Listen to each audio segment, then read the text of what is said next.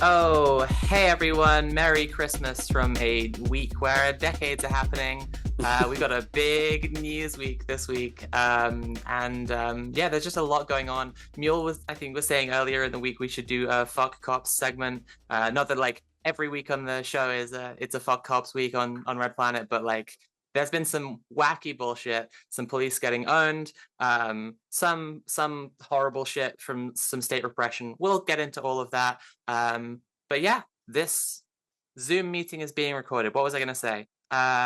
Tim, you've been playing video games.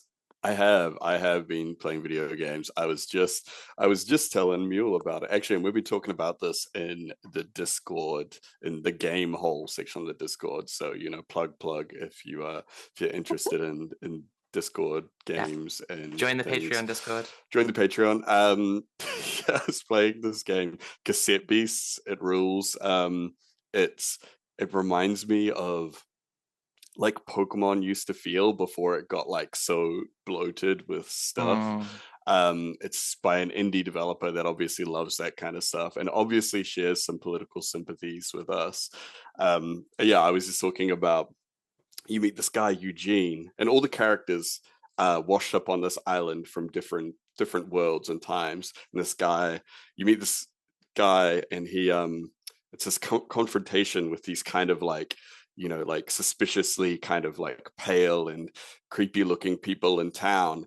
And he's like, man, we got to get these bloodsuckers out of here. Like, I hate these leeches, these parasites.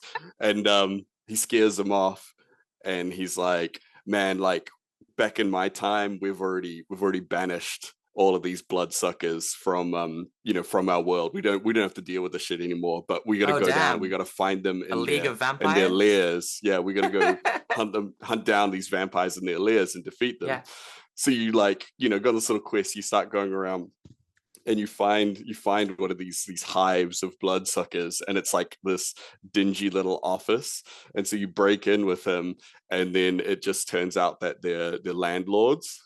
And it's just like a little real estate kind of office, and I think they're called land keepers, but and they are very like vampire coded, but and then just like real life things like, yeah, they're like the revenue stream must continue and shit, and it just becomes this thing where they've come to this island and realized that there's a chance for them to enclose the commons, and they set up these little offices all around the island to start, like carving up all the land and selling it. Excellent business opportunity. And they also talk about, like there's no currency here yet, so we can get in and stuff. And it's actually great because it is very like unapologetically like, like as very leftist kind of quest. Nice. Amongst like, there's like a lot of other stuff in the game that is very kind of, like left leaning in general, but it's great how unapologetic and on the nose it is. They didn't just leave it at just like the vampire metaphor. They go really into it and they really commit. So yeah, if you want a small little game, kind of Pokemon style, that kind of thing, it's great for killing time. It's on Switch. I might check it out. I would recommend it. Doing a lot of Switch gaming recently. It's very fun. You could just jump in for a couple minutes, run around, and record some cassette beasts. Nice. Yeah. I maybe there'll be an opportunity to talk about the history of the commodification of housing at some point on this episode. That would be really cool. That would be wacky. Exactly. What if we had like an expert guest? Wow. I know I'm doing Trump hands now, but I'm starting to do what if? What the if? best guest to talk about landlordism. Anyway, speaking of soulless ghouls and vampires and demons, I have been writing this thing about Wes Streeting and how much I hate him. And I got to this part about assisted dying because he's been opposing the assisted dying bill in the UK. And now I'm like fully at a wall with the thing I was writing because I looked at this and I was like, everything this guy does fucking sucks shit. Like he's banned puberty blockers for trans kids. Like I think I said in the script, like I thought this guy just wanted as many people to die because of his shit decisions about the NHS as possible.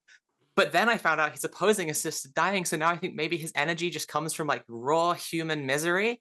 And then the vote went through and it's kind of exploded as a discourse. And I don't know. I've been just seeing a lot of people who are like calling it eugenics, and like I think there's a really valid concern about, like, there was that story in Canada, I think it was, Oh yeah, where with like the a health maid system. Yeah. insurance like just like offered like assisted dying rather than treatment because Yeah. it was like cheap, and like dropped a bunch of treatments. And this stuff's terrifying. Yeah. But like I feel like I've just not seen any voice from people like who either have known someone who's been like chronically ill or has been chronically ill themselves who like wants to die. Because like I do feel like people who are chronically ill but don't want to die are actually not the dead, like the constituency who deserve a voice the Yeah. most there. Whatever. It's just been Well, winding me up. Yeah. I'm one of those people, actually. I spoke about it a little bit, but I went over to Australia to go through with one of my best friends, going through with an assisted dying program in Melbourne late Right. last year, which is a very different system to the Canadian system. The Canadian system is very uniquely evil. I think for the process that my friend went through in Australia, I think was actually really good and really empowering, and it was basically the ideal version of something like that I would say. Right. And he was like on the verge of death. Basically, like the program over there, you only really get approved if it is if you are about to die, Right. if you have like sort of 3 to 6 months left. So there was it's not It's for the same thing here. You have to have yeah, like yeah. 6 months left, I believe. In Canada, there's other things like, there's people that could survive and could live lives. Even like I've heard of it for people that have like mental health issues, and even like Right. extreme eating disorders in That's Canada. horrible. But yeah, which is wild. Whereas in Australia, as far as I know, it's only like strictly degenerative conditions that you will die soon, and it's about choosing how that happens and all that kind of stuff. So yeah, it's very different all over the world. I've seen a very big flattening of the discourse around this. So yeah, it is a very nuanced thing, and I personally feel like it's one of those things that a lot of people take in a vacuum, where you have to consider the system around it, consider the surrounding legislation and stuff. So it's very, very hard to have a good discussion about that kind of stuff on Twitter, though, as we've all seen. Yeah. But yeah. Well, Mule, you said you were really glad to have not been online this week, to have missed out on the discoursing that we're complaining about. Super happy about that. Firstly, welcome to Red Planet, everyone. Yeah, and welcome to the discourse. And secondly, let's stop with the discourse and say, Mule, what's the most base thing you did this week? Thanks, Soph. As always, when we talk about, the most base thing that you've done this week, it's never really the most base thing that you've done. It's like you've done it and you've been part of like a wider thing, right? You're engaging in collective action, whatever it is. Individual actions, I'm not shitting on individual actions. Individual actions can be great, but normally we do these things as, collectives kind of thing. Basically, what I'm saying is that I've not done anything really individually this week. What I would like to talk about is our great union's AGM. Of course, I helped organize it. Yeah, for sure. Just sort of like the administrative stuff, logistics, all that kind of business, making sure that we could get in, bringing like a speaker that I got. Basically, I thought that we needed like a portable speaker, like a portable Bluetooth speaker, and it's end of the year, and we don't have like a budget for it at all with GMTU. So I just went, okay, I'll just fucking donate it. Whatever. It's like £100. Nice I've one. got some money at the minute, so I donated this sort of like, it's like a big portable sort of PA. It's about yay big, and it's got great like gnarly sound on it. You can play tunes out of it, and there's like a mic, and so basically it was good to have that yesterday for the AGM. So yeah, doing some stuff so like useful that. for organizing. Yeah, oh no, yeah, and like for protests and everything, I thought it'd just be like such a great thing to like gift the union. Like we just have a great thing for protest now. So like, so I did that, and then like obviously helping to organise the rest of the bits and pieces of it. Stayed up quite late on Thursday night with our secretary, and Isaac Rose has been on the show, our staff member for finance and operations, and like we basically like stayed up super late, had a Chinese, and like smashed out like the new staff policy handbook. We made it so woke. We woke the fuck out of it. We're going through these policies, these like elaborate. We even have a bit because like so for example, parental leave in the UK is legally stipulated as paternal or maternal. There's no gender neutrality in it whatsoever. So when you are doing employment law, when you are doing employment documents for an organization that you're in, you do have to mention paternity or maternity. But we even found a way around that, and we have a little caveat at the start that says we believe these things to be outdated and silly. So when we are referring to, maternal parent, we will be actually referring to a birthing parent, and when we refer to a paternal parent, we'll be referring to the non-birthing parent. So yeah, we fucking woked the fuck out of it. So we did it's that. so woke. It's No, so it's woke, everyone. super woke. It's the wokest staff handbook you've ever seen. It literally is. Mule was texting me about it. I'm really excited about it. Can't even be a piece of shit in GMTU anymore because of woke. It's been ruined. You can't. And so like then we had the AGM, and the AGM was fantastic. Like it was a really good turnout. Everybody there was so like, hyped up about the work that we're doing, the work that we've been doing. We had great representation from all the branches. We've got like 9 branches now across Manchester. It's great. And every single branch had like representation there at least, and we're talking about the work that they did. And we did some democracy, we did some constitutional amendments, we did some elections. We've now gotten 5 new members of the committee, which is just insane. The committee's like 30 people now. It's like a fucking council. It's just mental. What else? Oh yeah, and then afterwards, one of my comrades from the union was for like the South Branch and the Queer Caucus that literally got founded in the Constitution yesterday, was doing an event called There's Pride in a Union. And in his words, it was like, well, lesbians and gays support the miners, did so much work for the miners back in the day. Now it's time for unions to support trans people. Queer people are under threat at the moment. So basically Unison and a bunch of other unions like donated a bunch of dough, and we did like a film screening of Pride, the movie Pride. Then we had just one of the best fucking bands in Manchester, Third Culture, huge fucking shout out. The like Death Grips, Massive Attack, and like any heavy metal band, like just all mixed into one, just absolutely great. We listened to them in what was basically like the Black Lodge in Twin Peaks, and it was a super Twin Peaks That's kind of Third Culture night. with a K, right? Yes, Third Culture with a K. Cool. Third Culture. That's I did look it up, week, and there's another band called Third Culture with a different. But yeah. Course. Culture with a K. You got to get that culture. It's with a Okay. K. Soph, what about you? Yeah.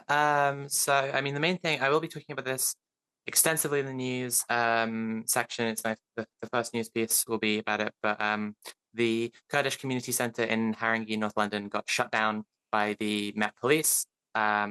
I'll get into the details of why, and it's just so aggravating, and it's just like horrific racism. Like it's actual like it's Turkish fascism being done by UK police. It's disgusting. We'll get into it. But yeah, so there was a protest on the day. There was an immediate response to it. They've like seized the place and they've shut down they've barricaded off the whole road. It's like fucked. But we went down there to protest on the day, and then the next day there was a march from Turnpike Lane Station, which is nearby, like down the main road, and trying to go into the street where the center is. And there was like, it got a bit spicy. I sent Mule a video of. It's a fucking great video. It's fucking great. I'm not going to say what it was, but it's fucking great. It was a cool video of some people who are cool. Anyway, went to a cool protest, and anything else good in my week? My cooking powers are growing ever steadily by the week. I'm becoming more powerful, and I'm actually planning for a big meal to bring people together and build up some community. So I'm excited about that. Biryani for 900 people. Biryani for 900 people, exactly. That's the plan. That's where we're going. Where we're going, we don't need. No, you need all the same stuff. You just need more of it. Where we're going, we need more stuff. We need more stuff. We need more of the stuff. Anyway, I need more of what's going on in Tim's week. Tim, what was the most base thing you did this week? Wasn't actually up to too much this week. Probably the closest thing I did. It's not as based as what you both got up to, but it's cool though. I just did an illustration for a zine that the Central Auckland Public Library is putting out based on a collection. They're having a little exhibition at the moment. They've got a collection of it's books and printed things all in Te Reo Māori, but like the whole exhibition is in Maori. There's like no English or anything like that, and it's called so the name of the exhibition is basically Speak Eloquently, and it's kind of like a history of Maori publishing, but also like there's like specific kind of things that it gets into through a cultural lens. But yeah, so I did a little illustration for them. It's going on a little zine where a bunch of like poets and writers and stuff are kind of like responding to the pieces from the exhibition, which is really cool. Big ups to public libraries everywhere, and I love when they do things like this that are engaging with community and creatives as well. So it's really cool to be a part of that. And there's some awesome people that I know, and some other people that I have just kind of followed their work for a while that are contributing to the zine. So yeah, so that's cool. Really cool. Do something that's really for based. the library. You were being down on yourself, and I could see Mule thinking the same thing I was thinking when you're saying it. Like, this is really fucking cool. So cool, dude. What are you talking about? Yeah, anyway, yeah, we want to know what kind of base stuff that you guys have been doing. If you've done something that is cool and you want us to talk about it, you can message us on Twitter, Instagram, TikTok, or send an email to based@redplanetshow.com. Include your name and pronouns if you're cool with that, and we may shout it out in a later episode. But for now, Soph, KCC seizure in North London. What's going on there? Okay, I'm bracing myself for talking about this. This is fucking, it's genuinely so aggravating. Okay, so deep breaths, right. This week, the Kurdish Community Center in Haringey, North London was violently seized by the Metropolitan Police, and 6 local organizers were arrested. The KCC, an irreplaceable community resource that supports the local Kurdish community, as well as giving space to events, such as the Palestine Day School I told you about a few months ago now I went to, and like there's just events like that where people can organize and like learn histories and get like properly educated like by people who care about topics like about Palestine, and hold workshops and stuff. And like it's an incredible space that's really important to a lot of people, and a lot of like community organizing and political organizing stuff. And the Metropolitan Police are scum, fuck 'em, scumbags, ACAB, and they have used the counterterrorism powers. Like it's the counterterrorism commission, basically. Like it was this massive operation. Like if you're going down the street to get, when I was going down the street to get there for the initial response, right? Like there's like a Mackey's and like a few like supermarkets and stuff on one of those like industrial parks, the massive car park just like around the corner. And on my way past it, like I could see there were just like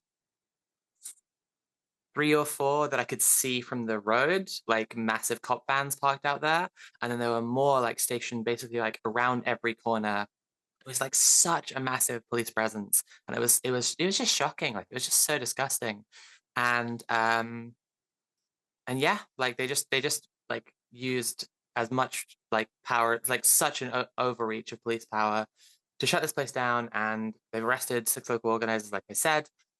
Let's get into why. So the 27th of November is the anniversary of the founding of the PKK, or the Kurdish Workers' Party. Now, the PKK is a core like part of the Kurdish resistance against Turkey and Syria, right? Like when we talked with Alexis de Loomis about Belkaceba, right? Like the PKK are involved with the organizing of like have been involved in the like resistance against ISIS, and then the organizing and building up of the AANES, as well as like efforts to free Kurdistan within Turkey, right?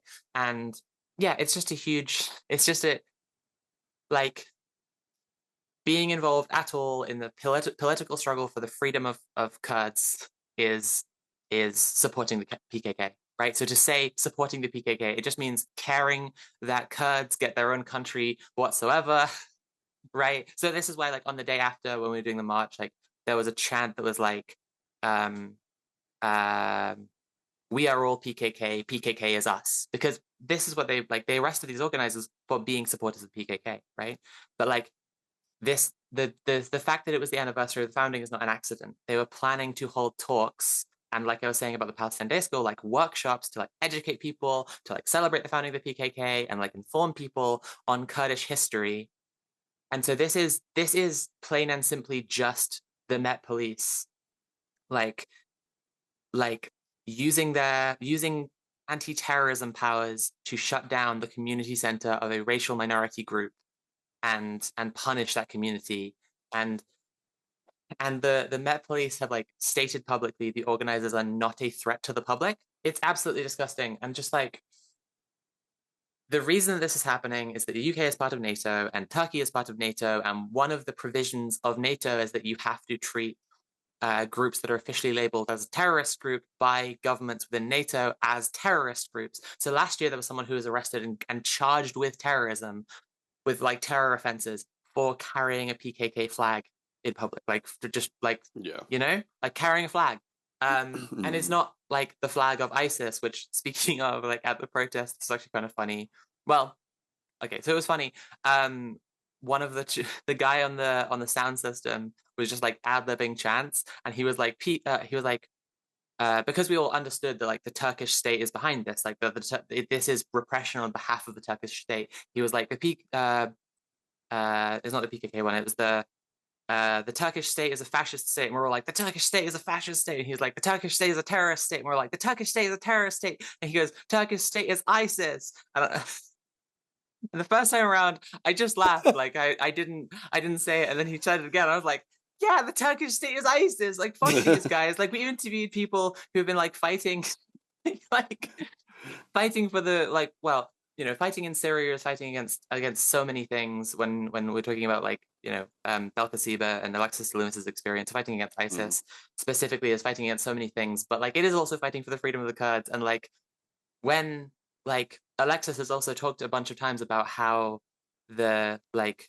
their same struggle is now against the Syrian regime and against the Turkish regime, right? And it's just, I was just like, yeah, fucking fine, I'll say it. Turkish state is ISIS. and then just today I saw like there's been like ISIS like in northeastern Syria again after being defeated, and they're being like helped by the Turkish state. And I'm like, when I said at the protest, I was just like vibing because it was funny.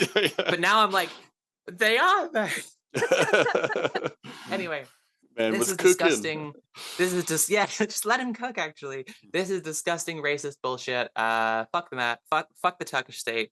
ACAB, and yeah, just like shame on our government and like this fascist bullshit for like just like doing fascism on behalf of the Turkish state, making nice with them because they're a NATO member by terrorizing a racial minority group in London. Absolutely disgusting. So the KCC has been declared closed for 12 days from the 27th, but it's unclear whether they will be able to reopen afterwards, which would be a huge blow to the community, and not just the Kurdish community, but like I say, just like a lot of people, a lot of orgs, a lot of community and communities. So I already said there was the immediate response on the day. There was the march from Turnpike Lane the next day, and there was some conflict with the police. But there is also an encampment that is ongoing to just like basically the police have blocked off the end of the road, but then like they're just like camping out as close as they can to the KCC and trying to, and just like holding strong basically.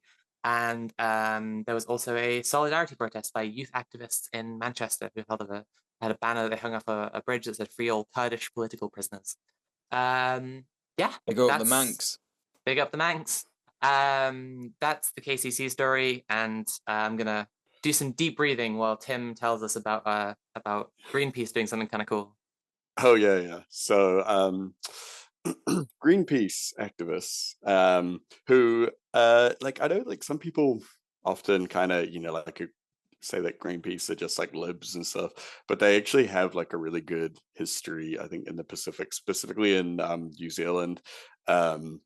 And a lot of people know this, but some people don't. Sometimes it's like totally wild. But there's a huge solidarity thing with Greenpeace in New Zealand, because the only actual act of terrorism that has happened like from a foreign government in New Zealand, or that our government has called terrorism, was when a Greenpeace boat was blown up in Auckland Harbour by French spies who went home to Holy receive shit. accolades and all this kind of stuff. It's called the Rainbow Warrior back in the day. They blew it up in the middle of the night, and yeah, so there's always been like Greenpeace are kind of like, there's a lot of connections here, especially in Maori communities as well, and Pacific Island communities, because that boat was actually going out to try and stop and protest French nuclear testing in the Pacific. So they were dropping nukes on islands out there, which is like wild. But so Ngāti Ruanui, who are Taranaki iwi, so down from kind of central to lower North Island. So they have disrupted an annual general meeting of Manuka Resources, which is an Australian mining company that want to open up mining operations in the South Taranaki Bight. So it's I've talked about this recently when we did our little episode where I went over all the stuff that's been happening down here with our new coalition government. I talked about a fast track bill that was coming through that would basically allow a handful of right-wing politicians to be able to fast track a bunch of like almost anything they wanted, things that would normally take a lot of consultation, all this kind of stuff. And it just happens that a lot of the stuff that is on the list is all like mining companies, gas exploration, all that kind of stuff. And this is an example of one of those things. So this is, they're looking at fast tracking the application for them to start doing seabed mining down there. So, and basically this means that there's no public consultation, even when it is within kind of like public land or even Maori owned land or anything like that. The government can just kind of override it. So so they went over to Sydney, Greenpeace and a couple of representatives from this iwi, Ngāti Ruanui, and and they just basically just got amongst it, and there was a bunch of protesters were outside, but they were able to get some inside to actually disrupt it, to the point that they just kind of had to cancel it. They had to cancel the AGM, and they were just kind of were like, "Oh, okay, cool. Well, I guess game over." But yeah, so Rukutai Watene, who is from Ngāti Ruanui, he got in there and was pretty vocal. He spoke to them and also to the media that were there. About just the strong local opposition from not just their iwi, but also from like a lot of the local communities. And so the company that are in control of it, Trans-Tasman Resources, have tried a couple times to get mining contracts there, but it's always been met by resistance or like the it doesn't pass the consultation processes and all this kind of stuff. So it's this thing where it's like, how come they've tried so many times to do this and it's always been found that no, we shouldn't do this, or no, it's dangerous or whatever? How come all of a sudden it's okay now? How come we can skip that process when it's always been found that they shouldn't be doing this in the past, So the proposed 35-year project would extract 50 million tons of iron sands annually, which would threaten a lot of rare species in the area, like hectors and Maui dolphins. So Maui dolphins are already super, super endangered, and yeah, it's been oil exploration in their habitats that have made them that way. I think there's less than 50 at the moment. So it's like, like their habitats are just under fire from all different kind of extractive industries. So also pygmy blue whales and korora, which are like the little blue penguins. And so TTR, which is owned by Manuka Resources, has been going for decades and decades. They've been in court doing all this kind of stuff. They've been beaten 3 times because they have been unable to prove that these projects won't have an environmental impact or won't hurt these endangered species. So so pretty like it's pretty like unanimous that these would be bad for the environment, for all the species involved, and all this kind of stuff. So it's kind of it is a real like it highlights that this is what the fast track bill is about. It's about taking these projects, these big money projects that in the past had good reason to be stopped, and just being like, let's do them anyway, you know. So that fucking sucks. But so the AGM was cancelled. The fast track bill is about to go through, so we'll try and I'll try and keep everyone updated on how that goes and how this particular case kind of kind of goes. But yeah, why don't we move along a little bit, and Mule, you can tell us a little bit about what's going on in Argentina. Well, Tim, we all know that dusty-looking fucking Muppet-ass Javier Milei. He loves to look like a Muppet and also be a libertarian fascist. He's spoken so much about how he wants to deregulate everything and just, he's probably a nonce as well. He probably wants to deregulate the fucking age of consent. I don't know. Libertarians. I saw someone say he looks like if Wolverine's X-Men mutation was pedophilia. He does actually just look like some kind of like supervillain Scooby-Doo bad guy kind of vibe, Tim, you might not get this one. There's a guy over here called David Dickinson. But Sophie will know it. He was on Bargain Hunt. Do you remember? Oh, fuck this guy. Oh my god, he looks so much like him. Oh, shit, I just Googled him. No. Yeah, I forgot this guy. Not David. Cheap as chips. Right, never mind. Anyway, he wants it to be cheap as chips to buy up loads of assets and fuck the people over. I don't know, whatever. So this story is about striking nurses in Argentina. Obviously, we know about Javier Milei. He's a big cunt. Came into power, I think it was last year or earlier this year. I think it was earlier this year, wasn't it? Nurses in Argentina have gone on strike in protest against the austerity measures imposed by Javier Milei's new far-right government. The new extreme libertarian president of Argentina has said he wants to legalize organ sales on the market, pushing a broad program to open up Argentina to maximum exploitation from American imperialism, and as with other historic neoliberalization campaigns, is destroying state programs that his government claims are unnecessary or overfunded, including healthcare. Footage is circulated, though, on social media of nurses actually pushing through police lines, directly challenging state thugs. This is extremely based. What do we say? What's the word? 1312. The cops are the facilitators of fascism and capitalism. Fuck them. Nurses being so based, pushing through police lines. Let's go. Fuck them.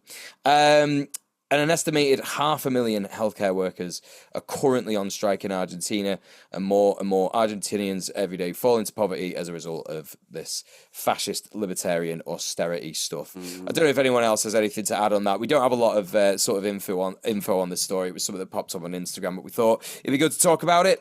I think like South American resistance against neoliberalism is one to watch. Like I always go back to that sign that woman had that said, "Neoliberalism was born in Chile and it will die in Chile," at one of those big protests there was. Hell yeah. And I just, all solidarity to Argentinians. Maybe we'll all solidarity. A deep dive on what the fuck is going on there, because it's a big mess at some point.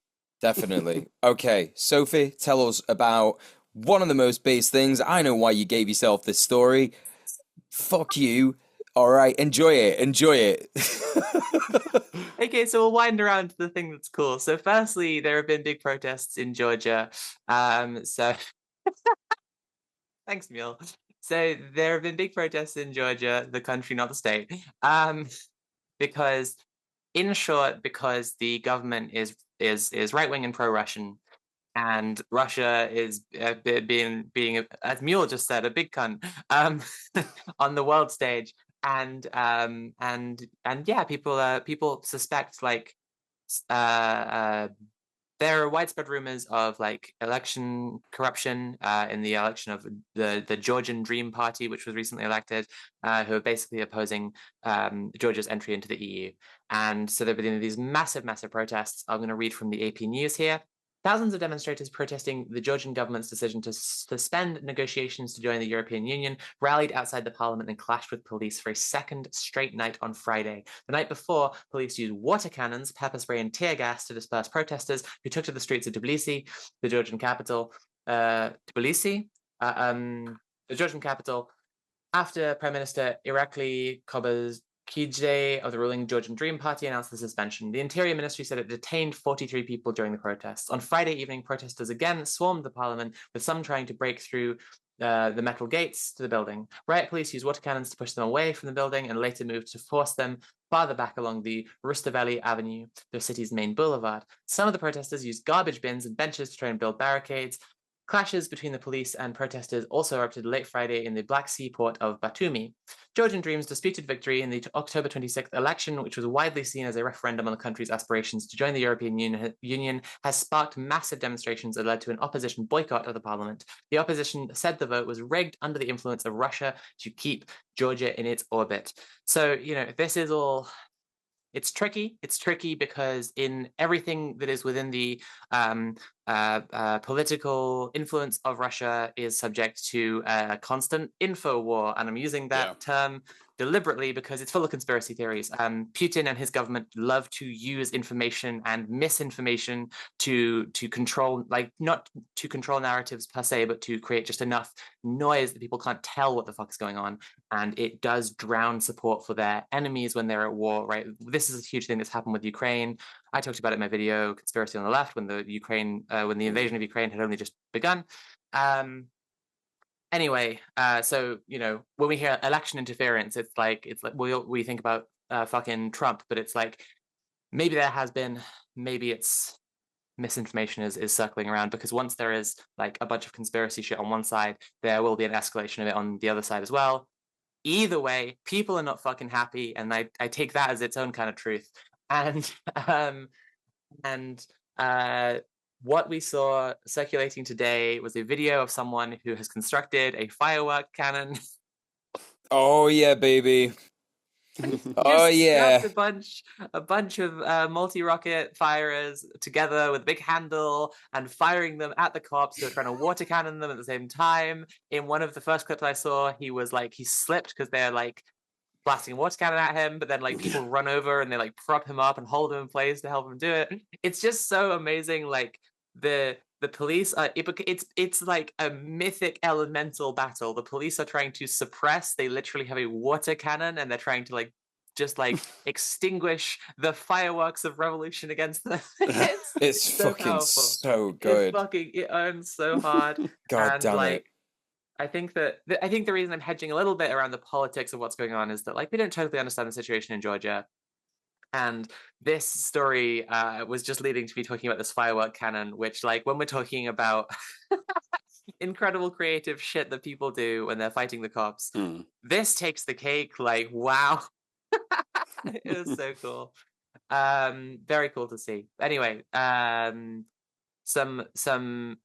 some organizing and resistance that we know the politics of a lot more intimately and are way easier for us to comprehensively report on. Tam, why don't you tell us about what Palestine Action has been up to this week? Well, so it's been over the last couple of weeks, I think. But a bunch of Palestine Action actionists, I think they prefer to be called, have been arrested again. This time for shutting down another Albert factory. So that's Albert is Palestine Action's #1 nemesis. That's the factory that, amongst others, but they are the Albert destroyers. They just line them up and just take them out. So they've temporarily shut down this factory they climbed up on the roof and they did a bunch of stuff. So they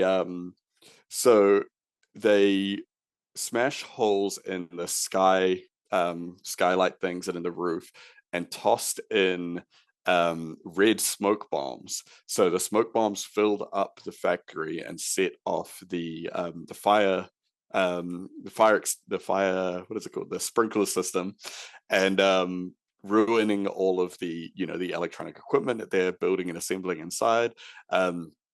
they use their own another activist kind of invention, like the fireworks gun. They use what they call the Albert extinguisher, which is a red paint foam fire extinguisher that they use, because the foam is really pervasive. It kind of gets into things and it ruins them and stuff. And yeah, so destroying all kinds of equipment which would have gone on to to kill people, children, everything over in Palestine. So Albert specifically focused on, like, they make things for Israel, and they make drones, all this kind of stuff. They assemble all these different parts in factories all around the world, and then put them together. So a lot of the time, these factories will just make one component, and the people there don't even necessarily know. Well, they probably know now, but historically they didn't always know, like, oh, I'm just making a little targeting gizmo. I don't know, where this goes or whatever. But yeah, so every single one of those little gizmos that gets deactivated, destroyed, or whatever is one less that makes it over to to an active, to the genocide, which is amazing. And also, things like this just make their insurance premiums skyrocket, which is another thing, which is why sometimes businesses like this will end up just closing locations, because they're like, well, we can't get insurance on it, and we can't operate without insurance and all that kind of stuff. So yeah, hitting the bottom line is often a really effective way for for protesters to target big companies like this. So yeah, great way to hit them. The activists that did it without masks or anything like that, filmed themselves doing it. They weren't afraid. They knew they'd be arrested. So extremely brave and noble. So yeah, and I mean, they were open about it, being like, this is to save Palestinian lives, and they have to be as explicit in that as possible, because yeah, we've seen recently British courts stopping defendants from being able to talk about their motivations for these actions in court. Yes, and that's judges a huge have thing. said of climate activists, at least, that people should not think about politics, keep their essentially keep their conscience out of their ruling, which is actually just directly against how the most fundamental element of the jury works. Yeah. And so, they just talk about oh, this is what I did, but they can't be like, this is why I did it, and this is why you should care. And there have been also leaks from the Home Office that Palestine Action have got through Freedom of Information requests, and also just other leaks that have shown that ministers and staff of the Home Office have tried to influence the police and others on these cases as well, specifically around Palestine. And this goes back before October 7th and all that kind of stuff. So yeah, so that's kind of a reason why they're doing it, so boldly and unmasked and everything like that. But anyway, so what's happening? What's old Elon up to? Well, just before I get into that, I do want to give a massive shout out to our Drew, who we had on the show. He's going to trial in London tomorrow for his part in standing up against Elbit and the facilitators of genocide. So solidarity, Drew. Solidarity and good luck. And fuck the Zionist scum who... Oh, incidentally, fuck Zionists, fuck the Zionist genocidal terrorist state of Israel. Fuck Israel. All Zionists get in the sea. I hope that everything that's been done to them is done to... It's my obligation to our producer Conrad to say, I'm trying to get us banned off Twitch by saying this, because Twitch are also Zionist scum who should get in the sea. We are also on YouTube, and we're also available on podcast and in VOD form after the show. Okay, Elon Musk. Elon Musk is calling for dismantling the Consumer Financial Protection Bureau. So, for those of you that don't know what that is, we're going to go into a little bit of this. Elon Musk has urged the elimination of the Consumer Financial Protection Bureau, a regulatory agency that might oversee his ambitions to integrate payment services into X, highlighting potential conflicts of interest in his stance. Musk's criticisms followed the CFPB's recent regulation to expand oversight of digital payment platforms, a move that would directly affect X's plans to evolve into an everything app with payment capabilities. Musk's position aligns with broader deregulatory goals promoted by Donald Trump and the Heritage Foundation, though these efforts face significant legal and legislative hurdles, including the Supreme Court's recent affirmation of the CFPB's funding structure. Prominent figures like Prominent figures like Mark Andreessen have joined Musk in accusing the CFPB of terrorizing tech companies, but such claims often stem from cases where the agency enforced laws against illegal practices, such as payday lending violations. Whoa! Critics like Robert Weissman of Public Citizen denounced Musk's involvement in federal government reform as intolerable corruption, given his direct financial stakes in businesses like the CFPB poised to regulate. Musk and other tech moguls, including Andreessen, are involved in advising on Trump's proposed Department of Government Efficiency, raising concerns about corporate interests driving policy decisions under the guise of efficiency and deregulation. I hate to say it at the expense of our American comrades, but you know, I think things are about to get pretty funny, like in the USA. Do you know what I mean? I'm so sorry. Things are going to be really bad and hard, but I think things are also going to be like extremely funny, but also really sad. So huge solidarity. Like I have every faith that the good American people will stand up and fight the fascism that awaits them. But honestly, it's getting weird. So tell us about what's going on in Aleppo. Yeah, absolutely. A non-funny struggle against fascism, just pure, good old-fashioned anti-fascists fighting the good fight against Assad's horrible, shitty regime. Bashar al-Assad is a piece of shit, and if you hear someone who calls himself a leftist supporting him, they're wrong. They'll say shit that he's like, it's a lie that he's ever attacked his own people. Well, here are some people he's attacked. It's the Syrian rebels, and this week, last few days, they seized the M5 highway, which I think might be the highway that is actually prominent in Belkacebo when we talked to, go back and watch that episode anyway. They seized the M5 highway, a bunch of territory around it, and have gotten into central Aleppo. Aleppo is the capital of the most populous region in Syria. This is a big fucking deal. We haven't seen this kind of like change in the tide of the Syrian civil war in years. So there's big stuff happening, and there'll be more details and ability to like get into it more in coming weeks. But right now, from The Guardian, Sam Heller, an analyst at the Century Foundation, said the insurgents' ability to hold their territorial gains depended on whether Damascus, as in Assad, and its allies were able to mount a counterattack. Quote, certainly some areas in the Aleppo countryside could be difficult for HTS and their allies to hold on to if they come under really withering airstrikes or artillery fire, he said. Insurgent rule inside Aleppo itself, he added, could prove far more difficult for Assad and his allies to repel in the long term. Quote, it's not clear what kind of capabilities Damascus is now able to bring to bear and mobilize from elsewhere in Syria. Also critically, how much capacity Russia now has in Syria, given its current involvement in Ukraine, which has diverted some of their forces to that front. Yes, the invasion of Ukraine has been a massive drain on Russian military influence in the region. And so this is a place where there's like a gap in the fence, right? And that's where like this is now happening. And when we have talked to Alexis, and just in learning about like the struggle of Syrian rebels, like the biggest thing is that like states have air superiority, right? Fighting against ISIS, they are gangsters essentially. Like this is they're repeatedly called this, and it's an appropriate moniker. They're just fascists with guns running around and like driving around and oppressing people, right? But the Turkish state and the Syrian state have air superiority. However, footage has showed up just today that shows that the rebels may have captured an airbase. That could be huge. So we actually don't know like what's going to happen here. Like I said, there's going to be more to get into in coming weeks. But like if they do have control of an airbase and of air resources, air superiority might be turning. It might be So that's fucking huge, and we'll get into it more as more things develop. So yeah, Syrian rebels making progress against the Assadist regime. Tim, what's going on in Barcelona?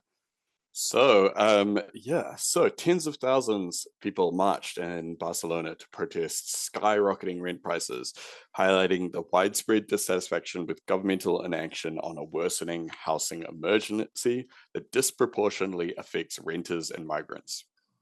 So, while organizers report over 100,000 participants, Barcelona police downplayed the turnout to 22,000, raising concerns about attempts to diminish the scale of public dissent. This is actually what we saw over here with our big hikoi the other week. So, I think the police said, like they initially said 10,000, then 20,000, then 30,000, and then a bunch of independent,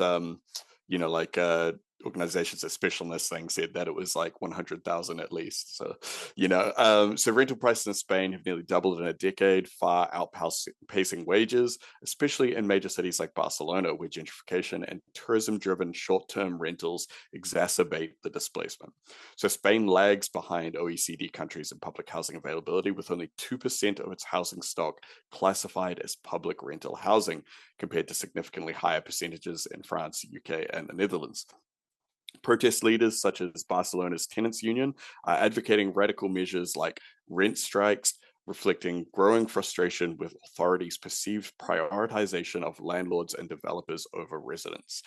So despite rent caps and a housing summit led by the Prime Minister Pedro Sanchez, activists dismiss these initiatives as superficial, accusing officials of collaborating with real estate interests while failing to address the root causes of the crisis, which is something that we often see in, like liberal democracies sort of thing. The willingness to capitulate to, like landlords, developers, and all this kind of thing over the citizens themselves. But so the tenants union, I think, is absolutely right with their radical measures. But I would say that, wouldn't I? Rent strikes are a really powerful way for a huge group of people to show exactly what they're all about. Especially since a lot of these big landlords and stuff, a lot of the time they're not floating on too much liquid, funds, and a decent rent strike can absolutely bring them to their knees. So we'll keep everyone updated as that goes. I think we're just about ready for our guest to arrive. Hell yeah. First, we should briefly remind you that the show is made possible by the support of our supporters over on Patreon. Go to patreon.com/red_planet to learn how you can support the show. There's loads of cool shit there. There's some bonus content we're making. We've made some. There's a couple of bonus episodes out where we tell our Tim all about Star Trek. There's a Discord. We'll get more into it at the end of the show. But Mule, why don't you tell us about who's coming on today? My pleasure, Sophie. So, we need every tool in our belt to fight the ongoing landlord crisis. We've spoken a lot about eviction resistance, organising tenants, and knowing your rights as a tenant. And it is now our pleasure to bring you housing barrister Nick Bano, author of Against Landlords, How to Solve the Housing Crisis, to talk about a world without landlords. Nick, welcome to the show. How are you doing? Hi, thanks so much for having me. I'm doing well. How's it going? Very good. Thanks for asking. So I guess one of the first things that we should say is plug your book. Tell us what it's about for those that haven't heard about it. I have got it. I've had it for quite a while, courtesy of the GMTU library. I have an issue with reading. I saw Mule's copy of it when I was up the other week. I saw it at his desk. I can verify that he has it. What was the spine well, look that's like? all that matters. Yeah, thanks. That's kind. It's it was one of those things that I think we all sort of went a bit mad during lockdown, right? And this was the way in which my own particular madness manifested, was to write this book, because I had this kind of long history in capital reading groups and in Marxism, and I was getting a bit frustrated that a lot of the kind of leftist writing around housing used the kind of vernacular of Marxism, used the aesthetics of it, and didn't satisfy me in the way it kind of really got into the guts of the housing crisis in a very, very Marxist kind of nerdy way. So I wanted to try and do that a bit more kind of adherently to the text, to capital, in using that kind of method. And I think what surprised me since publishing is that everyone seems to be talking about what it's not. So there's a kind of throwaway bit in the start about how it's not really a book about supply. And this, this seems to have driven everyone into kind of apoplexy that anyone can come out in public and say this. And to me, it's really weird because, like, writing the book, I was very much like in the history and reading the discourse as it was in the 20th century. And obviously that was the accepted wisdom for, 100 years. We now live in such a deeply, deeply neoliberal time that you can't even begin to question the dominant logic without the right and the so-called left screaming at you that you're a moron and that you want people to live in basements and that that you're spreading economic illiteracy. Yeah, it's a classic case of dealing in moral terms is ridiculous idealism, completely naive, so utopian, so out of touch, not doing the grown-up politics, and being a blood-sucking ghoul trying to turn like housing, a thing that everyone needs as a basic like part of existence, into a commodity is like grown-up, real, rational politics. Anyway, so I think one of the things that's great in your book is discussing the history of the commodification of housing, speaking of that ghoulish process. Yeah, I think it would be great if you could get a bit into that here, like about some of that history. Yeah, I think it's a good question, and again, it was one of the things that wound me up a bit because I think if you kind of read a bit shallowly about housing, you kind of get the idea that commodification took place round about the time when Thatcher came into power, and I think what it's worth thinking about how it's a much older process. So you had the kind of transition into capitalism. And obviously that forced people off the land. It forced people into industrial work. It forced people into the wage relationship. But one of the things it also did was kind of created a market for bad quality urban housing, and that kind of determines the way in which we began to produce housing. So it was no longer produced kind of by the people who intended to live in it. It was no longer produced on sites where people would own it for generations, or it would be managed by one person, but it began to be produced speculatively, thrown up to see who would buy it, without anyone in particular. And I think it's worth kind of understanding that, because that helps us a bit to understand that housing has always been a commodity and has never been a human right. Much so other people would have you believe otherwise, and that what we're seeing at the moment is just a kind of very, very acute form of that. But even if we tried to reverse that, it wouldn't make housing not a commodity. It wouldn't kind of take away the idea that we do produce it for exchange in the way that we have for nearly 400 years. But like, it's obviously right to point out that things are very, very extreme at the moment. That we, as you sort of you hinted at, Sophie, that you're kind of sucking as much as you possibly can out of the commodification of it, and completely losing sight of any social purpose that it might have. Yeah, I think that it's super important, like, to make sure that like people really understand the history of it, because it's so easy to jump into it, but like understanding, like, yeah, what is it house? What does it mean to have a house? What does it mean to own a house? Like, do you know what I mean? Those kinds of like things aren't really discussed that much. Talk to us as well, a bit more, I guess, about like, I know that Sophie wants to get into sort of like the history. Sophie had some questions written before the thing, and I can see that's like she wants to talk about like the history of stuff. But I want to talk about. I just put down some section titles from the book. No, they are good. No, they are good. That we want to.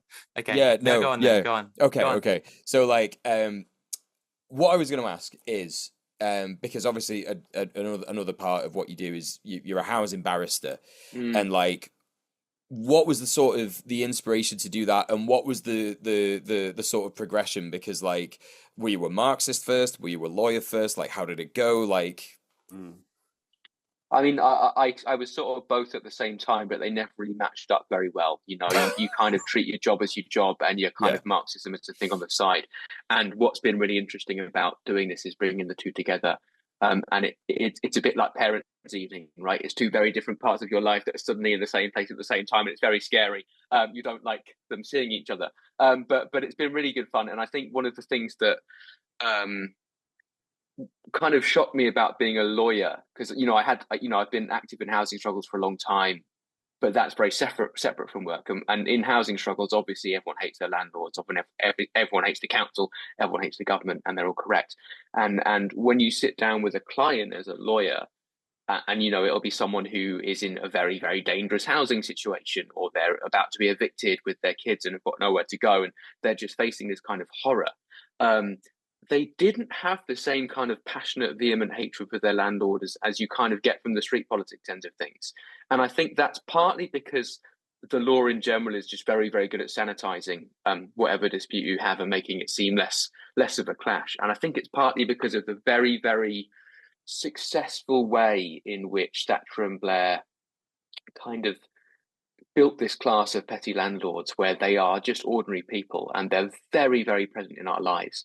And I think if we look at like housing struggles, for example, in Barcelona or Berlin, where your enemy is large foreign-backed capital, a big company, and some complete horror 19-year-old running your life, versus what we have here, which is, it's someone's aunt. You're probably living in a house that you maybe got, through someone or at least you can see the humanity of the person that you're dealing with. So it kind of led to this situation where my clients, despite the horrors they were facing, didn't have this acute hatred of their landlords, which their landlords so richly deserved. So I think there's a kind of political education aspect that's important, that we need to kind of remember the contempt with which these people need to be held. And that's not something you can do in the stress of a 20-minute hearing when someone's home is on the line, because there are more urgent things to talk about. But it is something you can do with a book, and more importantly, with long and relevant podcasts like this.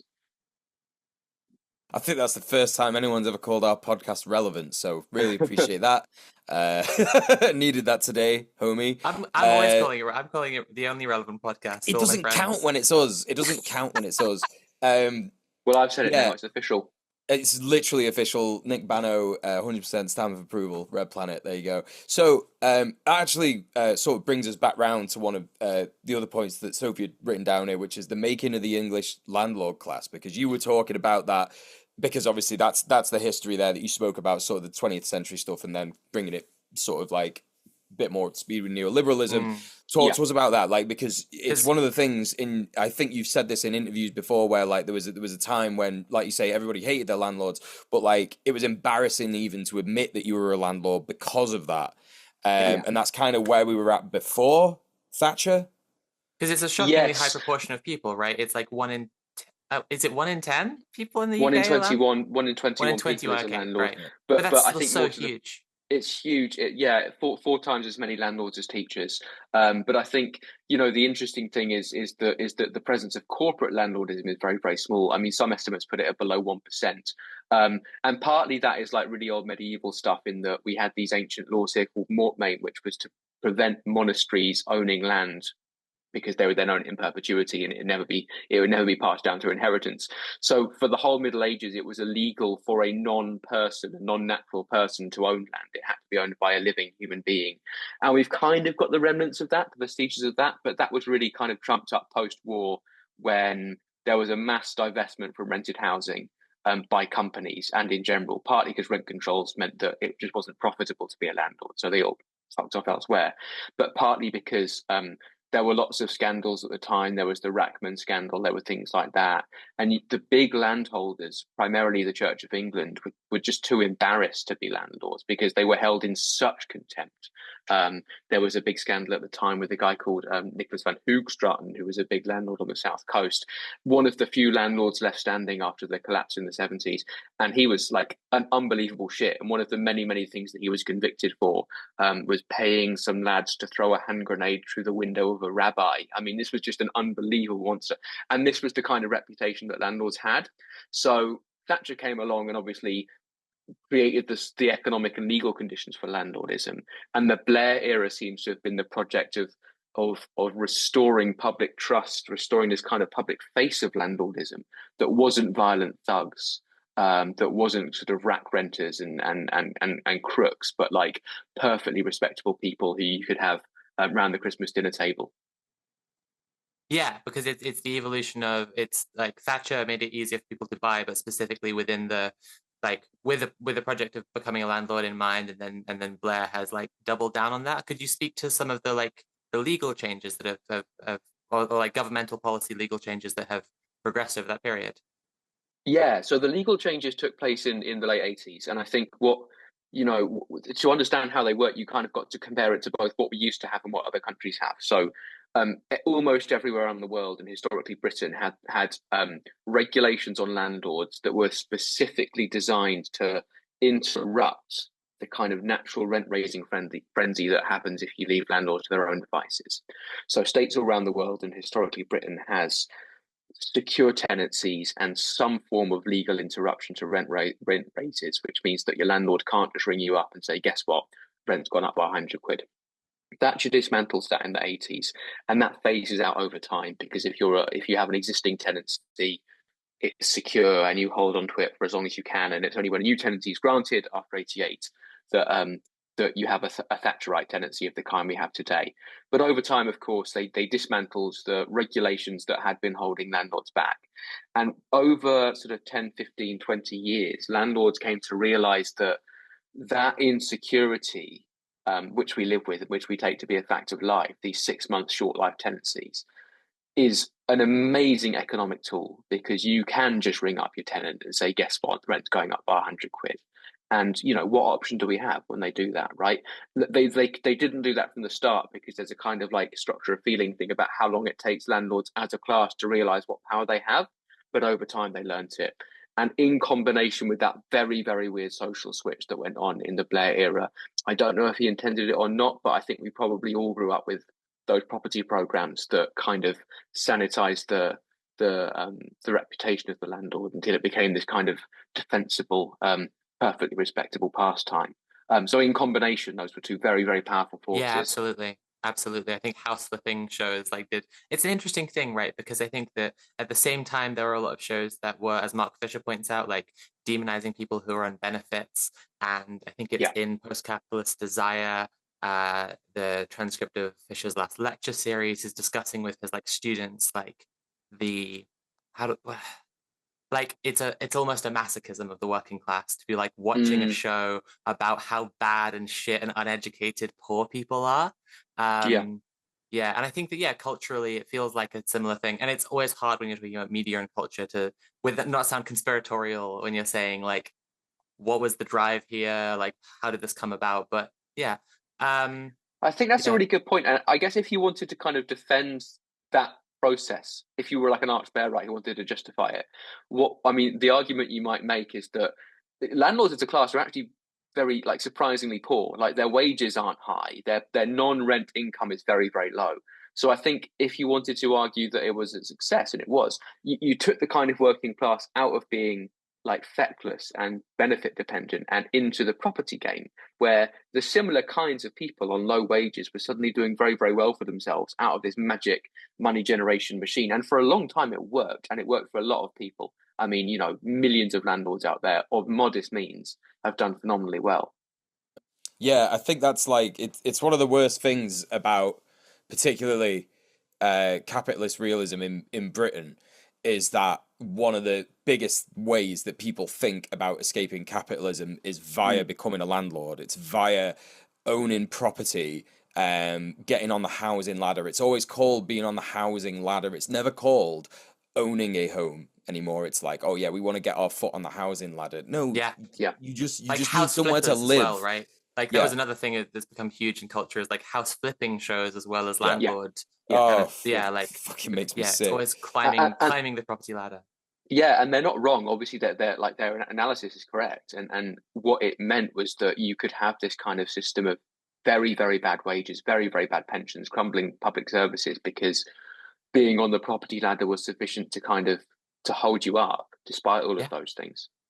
Yeah, absolutely. I mean, it's just a materially tantalizing prospect. If I'm thinking about my future and the possibility of not paying rent, even just owning a home, not paying rent, whatever, it's such a huge difference in terms of how much I would need to worry on a month to month basis about my survival, and how much I would need. It's crazy. It's absolutely crazy. But then obviously, sorry to interrupt, but obviously that phenomenon can only run for a certain amount of time, right? There's only a certain amount of mileage in that machine. And again, it's worth going back to the old quotes, because there was, I think it was Harold Wilson stood up in the 70s in the House of Commons, and he made this point that, like, if you make a profit of £1 million overnight by selling a house, that money's got to come from somewhere, and it ultimately, of course, comes from the tenants. And again, to us, that sounds like a kind of mad, slightly Marxist thing to say. But he was saying it on the front bench of the Commons in the 70s as leader of the opposition. And he's obviously correct, right? Like, the money comes from somewhere, and it comes from the transfer of money from the renting class to the owning class. So, yeah, it's brilliant that Thatcher and Blair's landlords made loads of money. But at a certain point, means are just exhausted. And at a certain point, this machine just runs out of mileage. And that's where we find ourselves today. Yeah, absolutely. I mean, it is just, as Mule highlighted, like capitalist realist existence that we're in now, like, is such a constantly like gaslighting force. Like, I remember I had a conflict with my landlord a little while ago where they're part of a bigger conglomerate nonprofit thing, but like they were smaller when we first started renting with them, and we were like, oh cool, they're gonna be nice and whatever. It was very naive. I've learned a lot about landlords since then. Anyway, they got in touch and they were like, you haven't responded, like, you are due for a rent increase, but also you didn't start paying the previous rent increase. And I found out that they just hadn't contacted me about the previous rent increase, and they're trying to go after me for arrears for a thing they didn't tell me I was supposed to be like. And then it came to like joining these two together. It was like an increase of nearly £200 a month, like seriously threatened my ability to like be in my home at all, like live in the home I've lived in for the longest period of my life at all, right? And throughout all of this, like, I was trying to, I was just trying this on my own. I wasn't trying this with the pressure of the union, because I kind of felt on one level I was just going to end up giving into this rent increase. But like I was trying to say like how important this place is to me, and how much harder it will make it my security in the future. And they were saying like, we are offering something that's like below, like, it's reasonable in the market rate, or it's below the market average for this kind of property. And it's just like, that just doesn't mean anything to me. You're saying nonsense words. Like, this is just like talking in a completely different terms to the reality in front of me. Yeah, and I think this is the really interesting and unusual thing about Britain, where we have this kind of complete free market, is that if you talk to someone in, say, Germany, they'll have regulations there about the rent can only go up if the landlord does something like an improvement. So the landlord will come and fit a new kitchen or put a new balcony on or something, and then your rent goes up. And that gives the illusion that rents have something to do with quality. And it's only when you completely deregulate that you see that in a free market that's not true. Your home probably hasn't got 200 quid a month better, but you're still being asked to pay more, right? Exactly. And in fact, we know that the opposite is true. We know that housing standards are very, very seriously declining, and yet rents are going up at a rate that far, far exceeds any other form of inflation. So it's just about what Marx called monopoly prices. How much money can we physically extract from the class of renters at a given time, under given circumstances, without physically killing them or driving them away? It's got nothing to do with improvements. It's got nothing to do with quality. Turning up the heat slowly in the pot, right? Yeah, exactly. But yeah, what you were saying before about the deregulation process is like, in the news, we were just talking about Javier Milei, and we're also talking about Elon Musk trying to get rid of the CFPB. And it's just like this pattern of neoliberalism. Like, I think it's, with Trump coming in, like, a lot of people are focusing on the fascism, and rightly, like the threat to minority groups. But it is just like seeing neoliberal fascism as a strain where, like, as opposed to nationalist fascism that we saw before, like seeing people who are getting in and they're not, like, they're pushing all sorts of fucking blood and soil rhetoric, and, as I say, persecuting marginalized groups, but they're also just like very nakedly just trying to make as much money off of people as possible, just trying to create a situation where they just squeeze every last drop out of the population financially. Yeah. And again, I think that's a good point. And again, it's worth thinking a bit about like recent history. I was having this row about financialization with some economics students the other day, and they were trying to point out to me that, like, look, housing markets have tracked with the productive economy more broadly, right? They've gone up in line. Why is that such a bad thing? And the answer is because it doesn't need to. When we had really, really strict rent controls, you had in the 60s and 70s rents that were fixed at their pre-Blitz prices, despite the fact that half the housing had been obliterated, right? And some house society still turned over. We don't need rents to go up. We can have very, very low and stable housing costs, even as an economy is more productive. But I think you're right, Sophie, to point out that, like, they're just trying to extract as much as possible, which is just needless suffering for the vast majority of the population. We can do without it. We easily can. Yeah. I think so. I think it's always worth pointing out when I'm talking about neoliberal fascism that this isn't a new phenomenon. With the advent of neoliberalism was, of course, the installing of the Pinochet dictatorship in Chile. Right, it's been going on since Thatcher. The hand-in-hand nature of like massive deregulation and just like this scam economy of neoliberalism with fascism. But something I don't think I don't think I exactly learned it in your book. I did think it was an interesting challenge to expectations for the reader, though. You start your section on race and housing by saying that like people think that a lot of these problems also started with Thatcher, but you got into a lot of the like older issues of racist like housing inequalities in the UK. Could you talk some on that? I think that was a really fascinating topic. Yeah, I think housing really is in a way where racism is at its most obvious and most acute and most historic, because the first thing that happens with any form of migration is a question about space and contested space. And if you're unlikely to see a population fighting with migrants over things like food, which can be reproduced relatively easily. Whereas with a thing like housing, which appears to be very, very finite, it's one of the kind of hottest parts of contestation. And I think it's worth pointing out that like the shortage thing, like I'm really finding it difficult to be convinced that there's a housing shortage, primarily for the reason that if you take the kind of lifetime of the housing crisis as being from the 1990s until now, then we've seen a net gain in housing availability over that period of something like 7 to 10%. So even taking into account migration, even taking into account population growth, we have much more housing now than we started with before the crisis, right? So it's almost like a moral duty as anti-racists to start dismantling the question of shortage, or at least putting them to proof with the statistics. Because if we accept it, and almost everyone does, then immediately and necessarily you are in a conversation about who is entitled to housing and why. So immediately you have to have a very, very ugly conversation about race. And I think going back to the kind of Harold Wilson point about the money comes from somewhere, when you look at Britain's recent history, like almost exclusively the economic function of migrants and the racialized poor has been to be tenants. Their economic function has always been to transfer wealth from themselves, from their own wages, to a class of landowners who are already wealthy.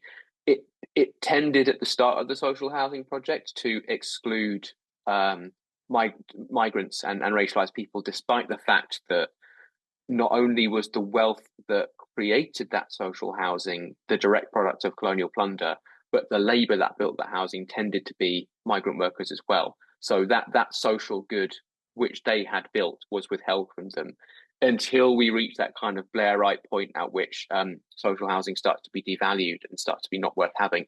That's the point at which, on a bigger scale, the racialized poor and migrants start to be admitted to it. So, like, if you look in kind of broad terms, the very worst kind of housings, the most dangerous kind of housing, have always been the ones in which non-white people are overrepresented. And I think, like, to the extent that we can talk about, we can talk in terms of the right-wing racists, in terms of people coming and taking all the housing, that is almost universally the other way around, where you'll have mass clearances of racialized areas, of places of safety, of the kind of reclamation of ghettoization as a site of strength, and its replacement with wealthier, whiter people. If we look at shortage, we have, like, the vast majority of homes in England are underoccupied, right? Like something like 60% of homes in England and Wales are underoccupied. So if there is a shortage, that tends to be caused by white homeowners living in homes that are too big for them. So if there is a shortage, that's a racist shortage the other way around, where white people are stockpiling. So, like, there's that kind of Ruth Wilson Gilmore definition about racism as the kind of state-sponsored exposure of particular racial groups to premature death. And given the propensity of the racialized poor and migrants to die from their housing conditions, we can say without blushing that the housing system is racist. There's just no question. And it's important to analyze kind of how and to understand how. Yeah, it's the you know, it's one of these things where it can even be seen in how the state and various different, you know, social housing landlords operate in areas that are overly, you know, like majority racialized tenants in that area. The chair of our Moss Side branch was telling us recently she went to a public consultation which was for a development in Moss Side, and they just have police there. They just have police at a public consultation in those areas, you know, because that's just they've always policed those areas. They over police those areas. They do the same when it comes to housing. They do the same when it comes to you know, just any kind of excuse to put racialized people in prison. That's it, Mule. And I think it's worth adding as well that during the kind of Cameron era, a whole load of new powers were given to social landlords, particularly under the Antisocial Behaviour Crime and Policing Act. And one of the things I did a lot at the start of my career was these quote unquote antisocial behaviour injunctions, where you saw the increasing use of social landlords as quasi police. And there's a kind of mantra that if the state describes something as antisocial behaviour, it is almost certainly the opposite. So smoking weed, playing ball games, having a nice time with your mates, all of this stuff that is cast and policed as antisocial behaviour, almost by definition is social behaviour, which should be encouraged. But instead we have this, in addition to the police, we've got this kind of layer of petty bureaucrats and have-a-go officers who are taking their tenants to court over, you know, nonsense. Yeah, the number of like no ball games signs in any urban center in the UK, it's just so depressing. There's one near me where someone's written underneath it, no fun. Like, you know, big like slash through a smiley face. But yeah, all this stuff like really relates to or like hits home for me around southeast and East London in a few ways. And I think I just want to draw attention to them because I guess I was thinking about redlining in the US and how when there's a name for something, it's easier to point to it. And certainly with redlining, there's a name for something and it's also like a very intentional process by racists, right? Yeah. And when there's intentionality, that makes things easier as well, because you can be like, you're the bad, wrong person who did the wrong thing and you knew it was bad, right? And when things just happen systemically, it's much harder to like grapple with them. But like, yeah, so what you're saying about like the clearing out of racialized populations and places where there's community, places where there has been resistance built up is like, and then this makes way for like luxury housing. So I'm always thinking about and talking about when we're talking about like this kind of process and about gentrification, about Elephant and Castle, which is right by me, where like there was a very long campaign against gentrification because they wanted to tear down the Elephant and Castle roundabout shopping center, which was a massive like community hub. Like it was pretty old and decrepit. Like it wasn't the nicest place, but it was a place that was a center of community for a ton of people. And there was this massive, massive campaign to stop it from being torn down and ideally instead like renovate it so that the community can be served instead. But obviously the councils are captured by construction lobby, like bringing in like higher rent, whatever, so that like, you know, it's a richer borough and they get more fun, all this stuff, right? And so this is a place where I'm always telling people, like, people think of gentrification as a kind of gentle, almost natural process. Like it happens almost by accident. Like it sneaks in, and one day, you know, there are hippie students one day with woke beliefs, and they're going to Whole Foods, and the next day, like you're in a food desert, and like you just can't afford anything, and there's luxury flats and all this stuff. But it was just like the Elephant and Castle shopping center had the statue of the elephant and castle outside it. And when the anti-gentrification protests were defeated, they were defeated just by force. Like it was just decided that no, they were not listening to the people at all. And there was that moment where they just like hauled away the statue. And now it's at the end of a plaza of luxury flats with like fancy, wanky, hipster restaurants at the bases of them. And it's not primarily racialized people who are living there who can afford that, right? I don't know if I told you this when you came up to visit Manchester and I met you, Nick, but before I was the chair of GMTU, I did 2 years, about 2.5 years of member solidarity, and every eviction resistance that I went on was overwhelmingly racialized women. That was the overwhelming majority of eviction resistances where they did not know their rights. They had been threatened. They were terrified. They didn't know who to turn to. Someone told to come to GMTU, and we had to do eviction resistances because they'd, been so like completely just oblivious as to how you would manage something like this when you need to stay somewhere and you don't know how to bide any time. So like in desperation, a lot of the times they got onto us, and so we couldn't give legal advice. Well, we don't give legal advice. We couldn't give know your rights advice. We just had to do an eviction resistance, and literally 90% of the eviction resistances I did were for racialized women. Yeah, I think, well, there's a lot to unpack. I think the weird thing about gentrification is that it's not necessarily a bad thing. In fact, it's often good. Like, as leftists, we should be campaigning for like better transport links, right? The Elizabeth line is a good thing, as long as people are allowed to stay there and benefit from it, right? If you had secure, cheap housing and the Elizabeth line extension, that would be great. But instead, you've got the Elizabeth line extension in a context of, as you point out, crooked local authorities, no security, and you can knock it down and start again. I think one of the ways in which you're right to point out that redlining is useful as a phrase because you can point at it and you can understand it. It's also so crude as a form of racism that it's kind of impossible to ignore. Whereas racism and housing in the UK is that bit more sophisticated and disguised that we need to kind of account for it a bit better. And I think that I have another fairly crude example from a corrupt Labour MP, actually. Okay, in my opinion, corrupt. I think the way he acts is corrupt on a moral basis. I am not saying I have a criminal allegation of corruption against what's that fucking chestnut-headed dickhead's name? Neil Coyle. Yes. So he was complaining on Twitter rather than dealing with the issues of his constituents. Big shock. And he was saying that there had been anti-racist campaigners complaining about a tunnel being built in Newham that was going to like spew so much pollution all over a majority Black and brown neighborhood, right? And it's like, we understand why this is happening. We understand that this is like building a commuter route for people who are driving cars, like people who have cars in London, and they're driving through Newham. Where are they going? They're going to Canary Wharf, obviously, right? They're middle class people they're middle class white people in their awful like signet rings and fancy ties going to their finance pervert jobs. And to facilitate this, they're building a tunnel which is going to spew pollution all over the neighborhood because, of course, it is, because like that's what happens when you have a massive commuter tunnel like that. And Neil Coyle was saying. Was trying to wave this off, saying these woke leftists are saying that a tunnel is racist. Can you believe this? This is so ridiculous to say a tunnel is racist. And it was just like, what are you on? Like, please log off. Like, what are you like? You get arrested and thrown in jail if you want to make a tunnel in England. I mean, I'll meet him halfway. It's a lot more accurate to say Neil Coyle is racist than to say a tunnel is racist. But beyond that, we part ways.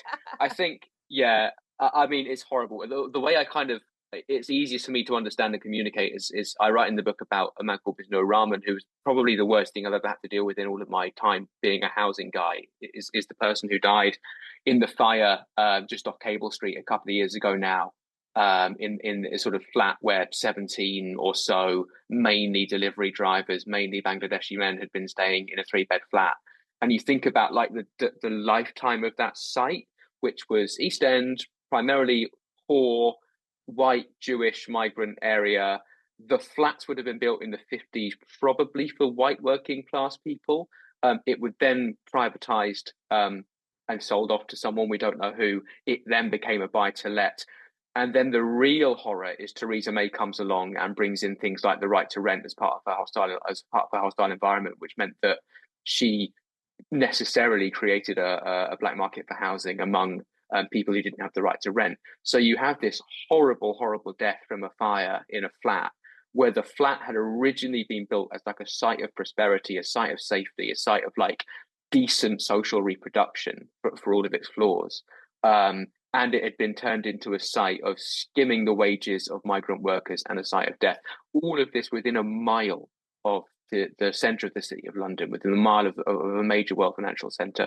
And it ends very, very shockingly and very crudely in a death because of Theresa May and because of the way in which that building had been deregulated over time. Yeah, it's gross. And you know, that's the thing, that story is so common, not with, you know, a death included, thankfully, but that story of overcrowded migrant workers, delivery drivers, Uber Eats drivers, you know, all just literally like it's just absolutely horrific. The that factors is in it are so where commonplace. I think we've we brought are, up yeah. Mizuno Ramen on the show before Yeah. when talking about various different shit going on, talking about like it was the faulty e-bike battery that exploded. That's a thing that happens loads, and that like the crowded house, the deregulation, the fire, the e-bikes, so like every aspect of it is relevant, or one aspect of it is relevant no matter what kind of political conversation you wind up having. It's just like it's something that cuts across a lot of things. Yeah, particularly given that, you know, everyone who was in that flat was absolutely the lifeblood of the city. You know, they're the people who kept the city going to a greater extent than almost anyone else you can think of, right? Without them, it would have ground to a long time ago. And they all suffered enormous trauma. They all lost their home, and it shouldn't have been their home in the first place. But yeah, sadly, one of them lost their lives, and it's just unforgivable. Absolutely. But I think that's the way to think about racism, is that kind of the very, very disproportionate exposure of things like that. You know, it's inconceivable that had happened in a different way.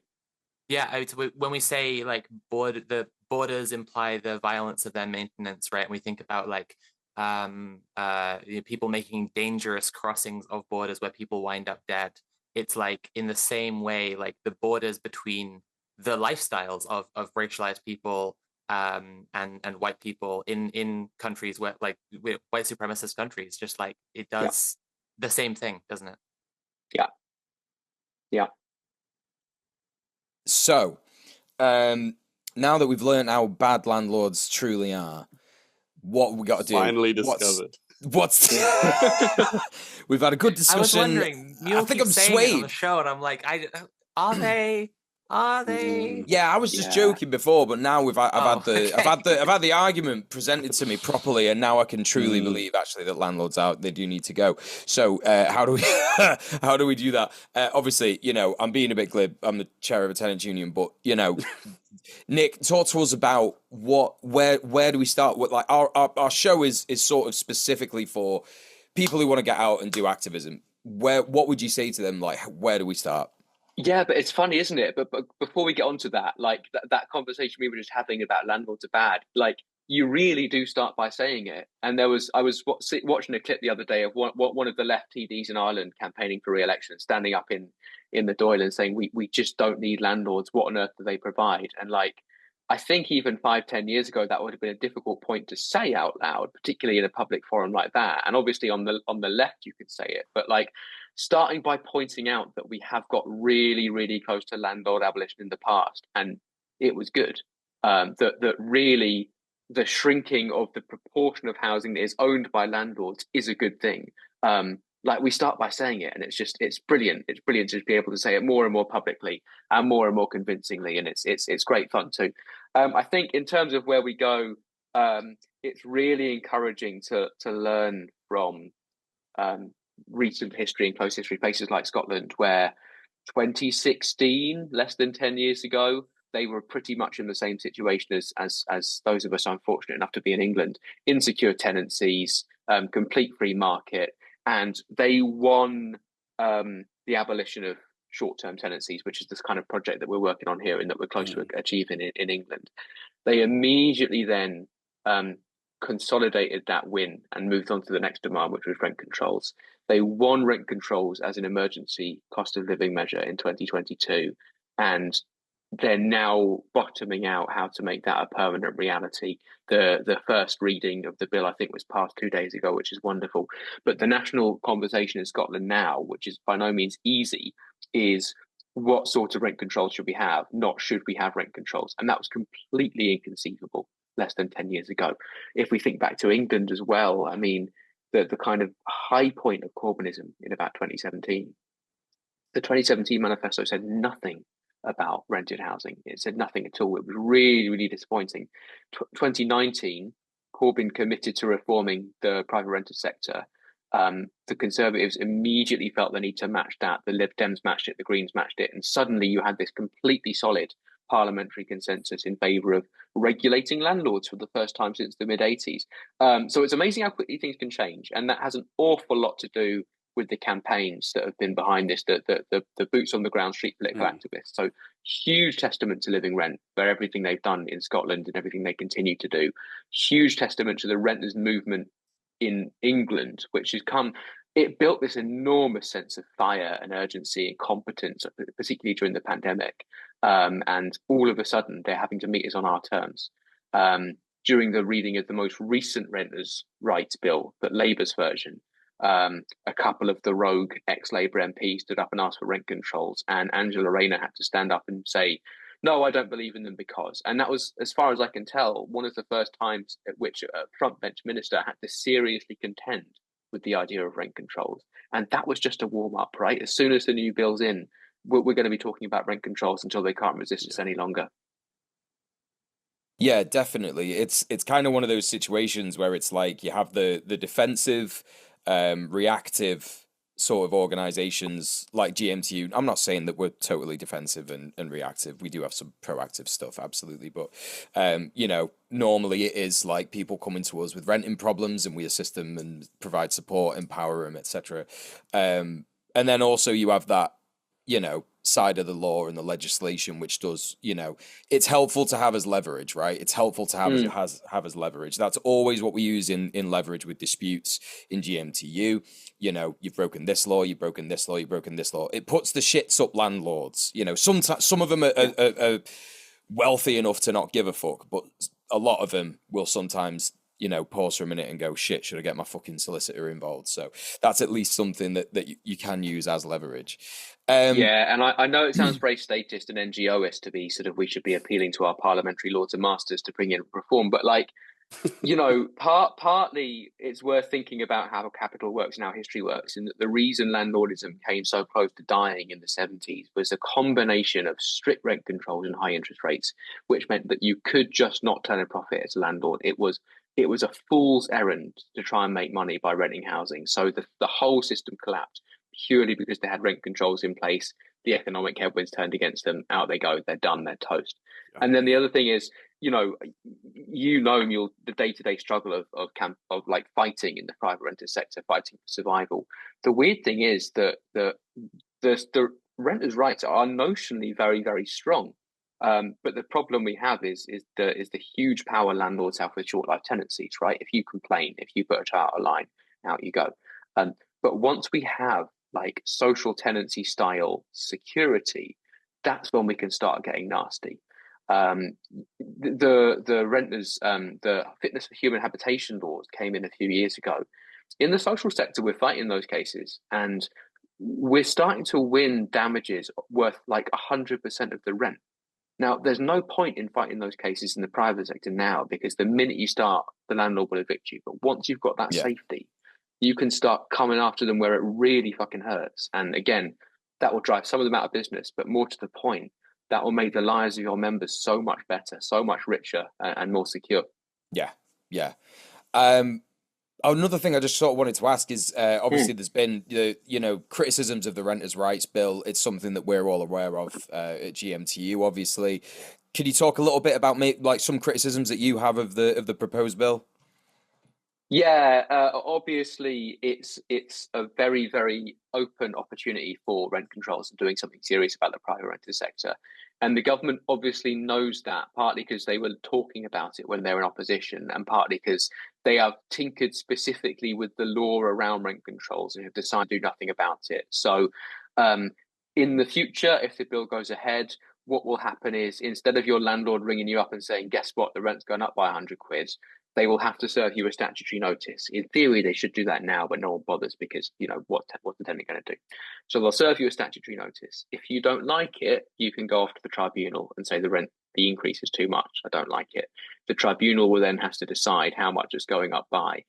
It's capped at what the current market rent is. But the thinking is that will hopefully at least slow down the rates at which rents rise, partly because suddenly it's a gamble for the landlord to raise the rent instead of a sure thing.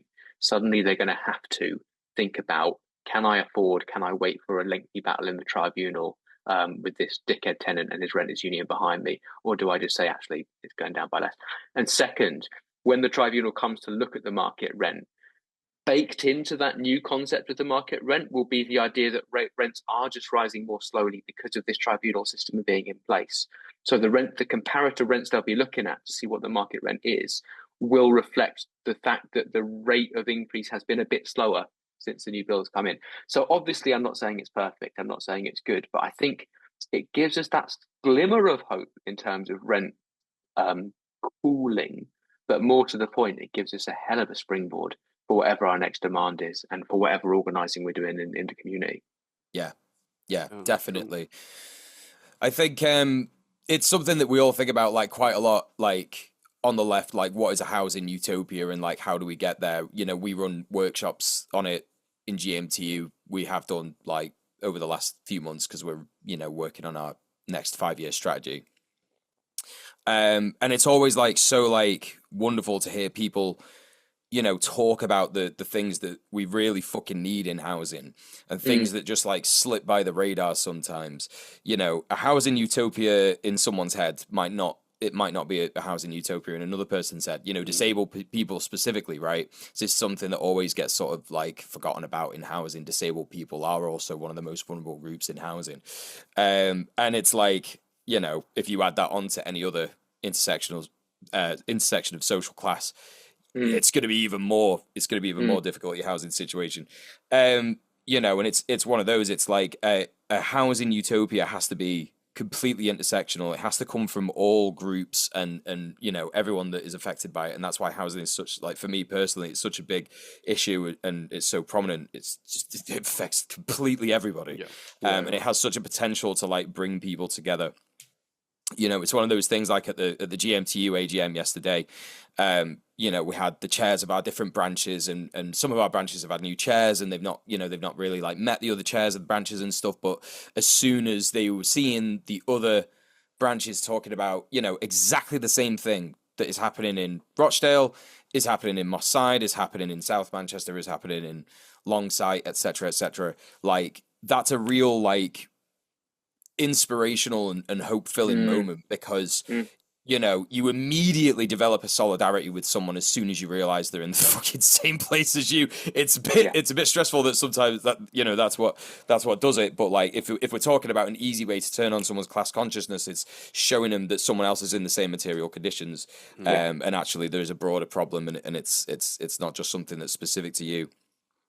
I wonder if now obviously there's no there's no worries if you can't talk about this. I completely understand lawyers and all that nonsense. Can you talk, because when I've been to court with a member, obviously I'm not a trained lawyer, so I just sit there and don't say anything, but sometimes landlords do very funny things in court, and I wonder if you have any stories that you can tell about landlords just being completely incompetent and not understanding legal processes. Yeah, I mean, they're, you know, often they'll know what they're talking about less than you. You know, you're an experienced renting organizer, right? You'll have been to court more times than them. And the thing that drives me up round the bend is that, you know, they insist on doing it themselves, despite the fact that, given that this is their profession, probably legal fees are tax deductible, right? And they choose to do it themselves because they think they can't afford it. I also think like lawyering is a bit like dentistry in that if you try to do it yourself, it's going to be more painful and more expensive and cause more damage than if you just got the professional to do it in the first place, but they get themselves into all sorts of trouble. I mean, I think like the first kind of big case I was involved in, which was a renters union case, was like one of those screams of a case where it was a really, really technical defense about, you know, you had to have like the certificate that says all of the deposit stuff is kosher. And it happened that the landlord was a company, a very, very nasty company that was trying to evict and demolish an estate down here in South London. And we kind of ran this mad argument that company law requires company documents to be countersigned. You can't just have one person signing it, it's got to be two. So we turn up to court with this mad argument, and obviously the judge shucks it out, but we appeal and we win. And when you win, you get all of your costs off the landlord and you get all of the costs below off the landlord. So they're absolutely furious. And they fixed it by, you know, they returned the deposit, so they don't have to comply with the deposit protection requirements anymore. So they come back to court again and they fill in all the forms. And like on the form, it says there's two options. There's I've taken a deposit and I've complied with all of the requirements, or I haven't taken a deposit. And they ticked, I haven't taken a deposit, but in fact, they've taken a deposit and returned it. And we said, well, what you should have done is write in, I've taken a deposit and turned it. But what you've done isn't true. And you signed it. You said it's true and everything. And that one, again, we won, and the judge chucked it out the more legal costs. And they're just trying to get a Section 20. This should be easy, right? This should be cheap. This should be like, anyway. It was great fun to wind them up. And I think that's the weird thing, is that with this deregulated private renter sector, often the only defense you have are these stupid technical arguments. Oh, the gas safety certificate was given on the wrong day. The wrong person's name is written here, whatever. And it used to drive judges mad, but you start to explain to them that, like, wait, Parliament has decided that you can evict someone for no reason at any time. The very least that landlords should do is fill in the forms correctly, right? Parliament has also created all these mad technicalities because they know that that's the only thing standing between homelessness and not homelessness. So, like, take us seriously when we say that you wrote your name in the wrong place, right? Take us seriously when you got the date wrong. And it's great fun because obviously they're furious. The state's promised them that they can evict someone, and sometimes they fail, and it's great. Yeah. No, well, I'm glad that you've confirmed that, because I've spoken about that on the show previously a couple of times. And now you've just confirmed to all of our audience that, that is a thing that happens, like, quite regularly. Landlords will just completely not understand what they're supposed to do. What's quite fun as well is seeing the guts of things. Like, I was working on a homelessness case the other day, and like, this guy was being asked to provide temporary accommodation for someone, and I got disclosed the email between the landlord and the council, and the landlord owned it outright, and the council said, "Can you get this person in for 1,400?" And he's like, "No, it's got to be 1,700."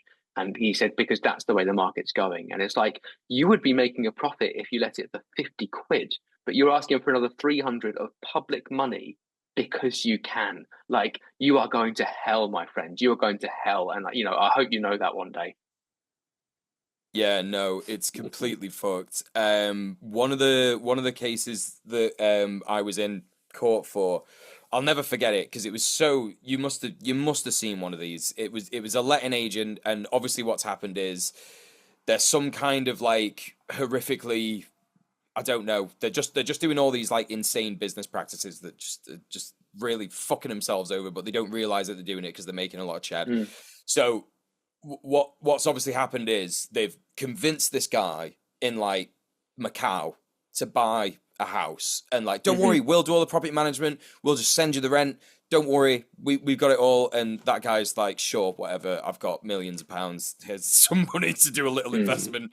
And what the funny reality is of that is that if you want to evict someone from a gaff, it has to be the landlord, right? It can't be the letting agent. So these fucking idiots were like, we're going to go to court. The first thing the judge did, and it was funny because, the person at the law centre that was there with me doing the defence, she was like, oh my God, this judge is a bit of a weirdo. I don't know if it's going to go well. Like, she was freaking the fuck out. And I was like, oh, it's fine. It's going to be okay. I'm sure it's going to be fine. Like, they don't know what they're doing. We had like a couple of, what do they call it? Like, critical failures, is that what it's called? Like a critical, I can't remember what it's called, the term when you say to a judge, like, I think we've got a critical failure at this point. Right. But basically, like, the first thing that the judge said was like, the landlord's not signed this. No. Okay. The landlord's not here. No. Okay. All right. And then the absolute, like, cherry on the top was he looked at the gas safety certificate and he said, this is the blue copy. We were like, yeah. And he was like, that's you're not supposed to have that copy, but they're saying that's your copy. Yeah. Right. Okay. And that's not your signature. He just knew straight away. He was like, that's clearly not your signature. It was so I couldn't, like, the gall to, like, A, act as a landlord when you're not a landlord, and B, have this, like, I mean, it was absurd. They did an accelerated possession order, which, you have to do a defense for. And our member, bless her, was like, she did a great defense. Like, we just said to her, listen, you just got to say what's happened in it.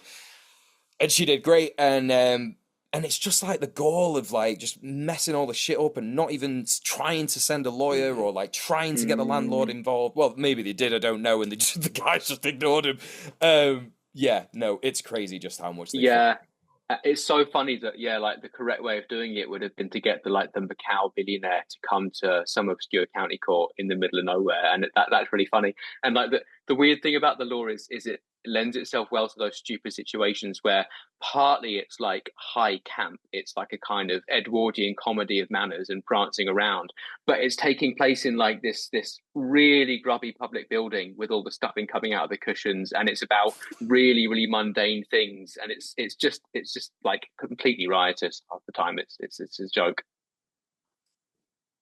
Yeah, definitely. Sophie, you wrote something here, and I know I don't know if you wanted to speak about this. I don't know what it is. The ratchet system. Absolutely. I mean, I may as well just put it to Nick as. Do you want to explain the ratchet system? You open your book with it. It's an interesting topic, I think. So we hinted at this earlier when we were talking about like this wrong idea that rents have something to do with property conditions.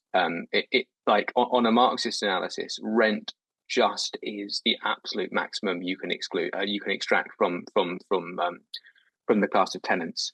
And you were right to point out that changes over time. So I think, if you'd 15 years ago, 20 years ago, if you'd said to any of us, this is what your housing situation is going to look like in 15, 20 years' time, probably all of us would have said no. I mean, society just won't allow that to happen. We just won't. But yeah, like boiling a lobster, we meet landlords' demands, both in terms of money going up and quality going down. So like the idea of the ratchet system is the idea that rents, if left to their own devices, are this monopoly price where landlords don't tend to compete with each other to bring rents down. Even in areas of abundance, that doesn't tend to happen. Instead, they just extract whatever the maximum is that can be realized. And what the British state has done is dismantled the system that held that in check for a long time, dismantled the system that still holds sway in a lot of sort of European post-social democracy kind of jurisdictions, where you still have remnants of rent controls, where you still have unsecured tenancies. So it's this idea that rents will just go up. And I kind of open it with this example of a member we were working with during lockdown. I don't know if you remember that at the very start of the first lockdown, the government was concerned that with so many people out of work, there'd be loads of arrears and there'd be loads of evictions. So one of the things that they did was to temporarily increase the housing element of universal credit. And they announced this, and one of our members got a letter from the landlord saying, I've noticed that universal credit has gone up. I'm increasing your rent by precisely the same amount. And obviously, with a short-term tenancy, you can't really say no, because the landlord will just find someone who will say yes. But also, it doesn't really matter, because the states meeting with different. So, the member would have no worse living conditions. But that's the weird thing, is that the explicit aim of the state, of a hard right government, was to try and be more generous and try and alleviate poverty in some sense. And instead, they just created the conditions for another round of rent hikes. And that mattered because it didn't just mean that the landlord was receiving a higher income month on month from that date onwards, but it meant that the member's flat was that much more valuable as a commodity for any other landlord who wanted to buy it, because now the yield was slightly higher. So this kind of good-natured benevolent state policy had just pumped up the entire housing market by another degree. And when you have that complete system of deregulation, that is pretty much the only thing that can happen. Like a ratchet, it can only travel in one direction. Yeah, that's it. Yeah, I mean that example of under the pandemic increasing of the housing benefit component of universal credit is like, I've gotten into some critiques of universal basic income as a concept before. Like, if people want the absolute cliff notes, like there are imperialist objections to make, because it's a thing in the concept in richer countries. But then there are also it comes down to what policies are around this and what policy environment you're talking about this thing in.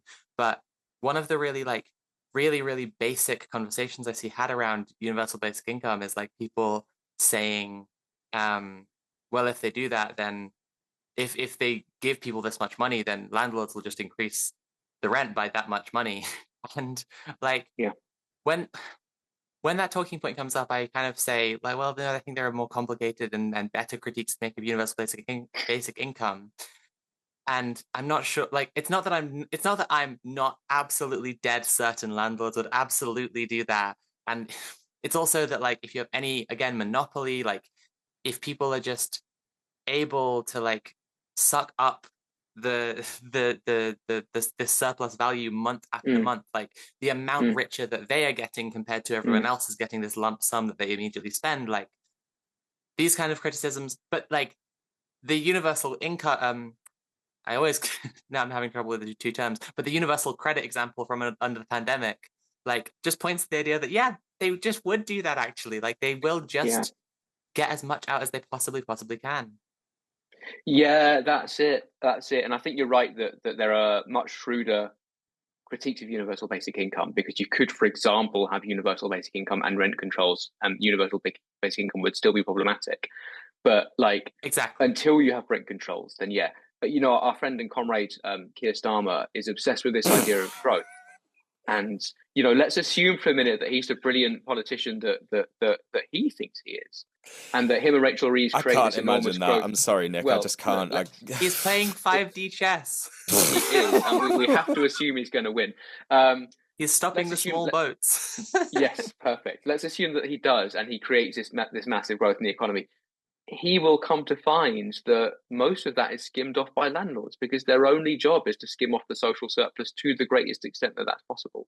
So pretty much all growth, if it happens, is going to be gobbled up by the housing system unless he intervenes to stop them from doing that. Otherwise, yeah. Emil, you're muted. I just said fuck Keir Starmer. Yeah, well, you didn't need to mute yourself for that. Sorry, no, you're right. Everybody should hear that. Trying to stop us from getting banned on Twitch, are you? No, you just got to say fuck Zionism for that. Fuck Zionism, fuck Zionism, fuck Israel. So what was I going to say?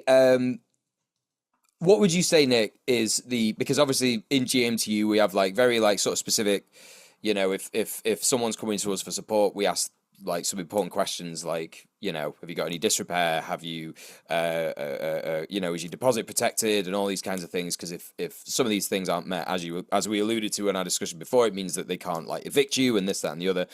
What would you say is the single most powerful tool in UK housing law that a tenant could use to their advantage in a dispute with the landlord? So in the future, it's going to be the fitness for human habitation thing. Once tenants are secure enough to start enforcing that, the damages can be huge, and they can really start to get the justice that they deserve. For the time being, it's very much horses for courses, and it's very much like what the particular member wants out of the dispute. I mean, some are completely happy to run the risk of a de-eviction in order to get the boiler fixed. Some would rather just not rock the boat because it's the places near the kids' schools, and you know the most important thing is staying where they are. So there can't really, at the moment, when we live under such kind of this tyranny of insecurity, there can't really be a hard and fast rule, and it's got to be kind of very member led as to what they want. But you know, I'm really excited about just how much financial damage we're going to do to landlords once we've got the security of tenure to start suing them over housing conditions. That's going to be a big deal, I think.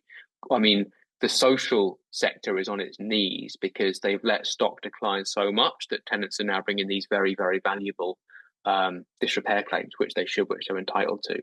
And once that starts happening en masse in the private sector, that is really exciting, because that's the kind of conditions in which you start to work towards landlord abolitionism, when it starts to be unprofitable, when it starts to be too much of a economic risk and too much of a practical headache to be a worthwhile investment. Let's get on to that, because I did sort of allude to like thinking about utopias early, but I think that is a good thing to think about.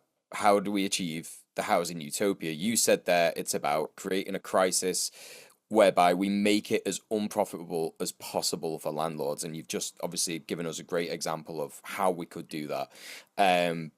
What else? Talk to us about what else. You know, we talk about shaming landlords and all this stuff. How do we get housing utopia? What's the next step? Obviously, we're talking about tenants unions and stuff like that, but yeah. Come on, solve all our social issues right now. What's the recipe? No, come on. It's hugely important, tenants unions, and like that. As I say, I'm so proud and humbled by how well they've done, particularly because I had some rather snooty thoughts about tenants unions a few years ago, which I'm completely unashamed to admit that I was totally wrong about. You know, they've really knocked it out of the park. Well, you know, it's possible for people to be wrong, and we should admit it when we are. I think, you though. Especially, Sorry. look, I represent tenants for a living. I lose all the time. I'm publicly shamed at least 3 times a week. I'm used to it.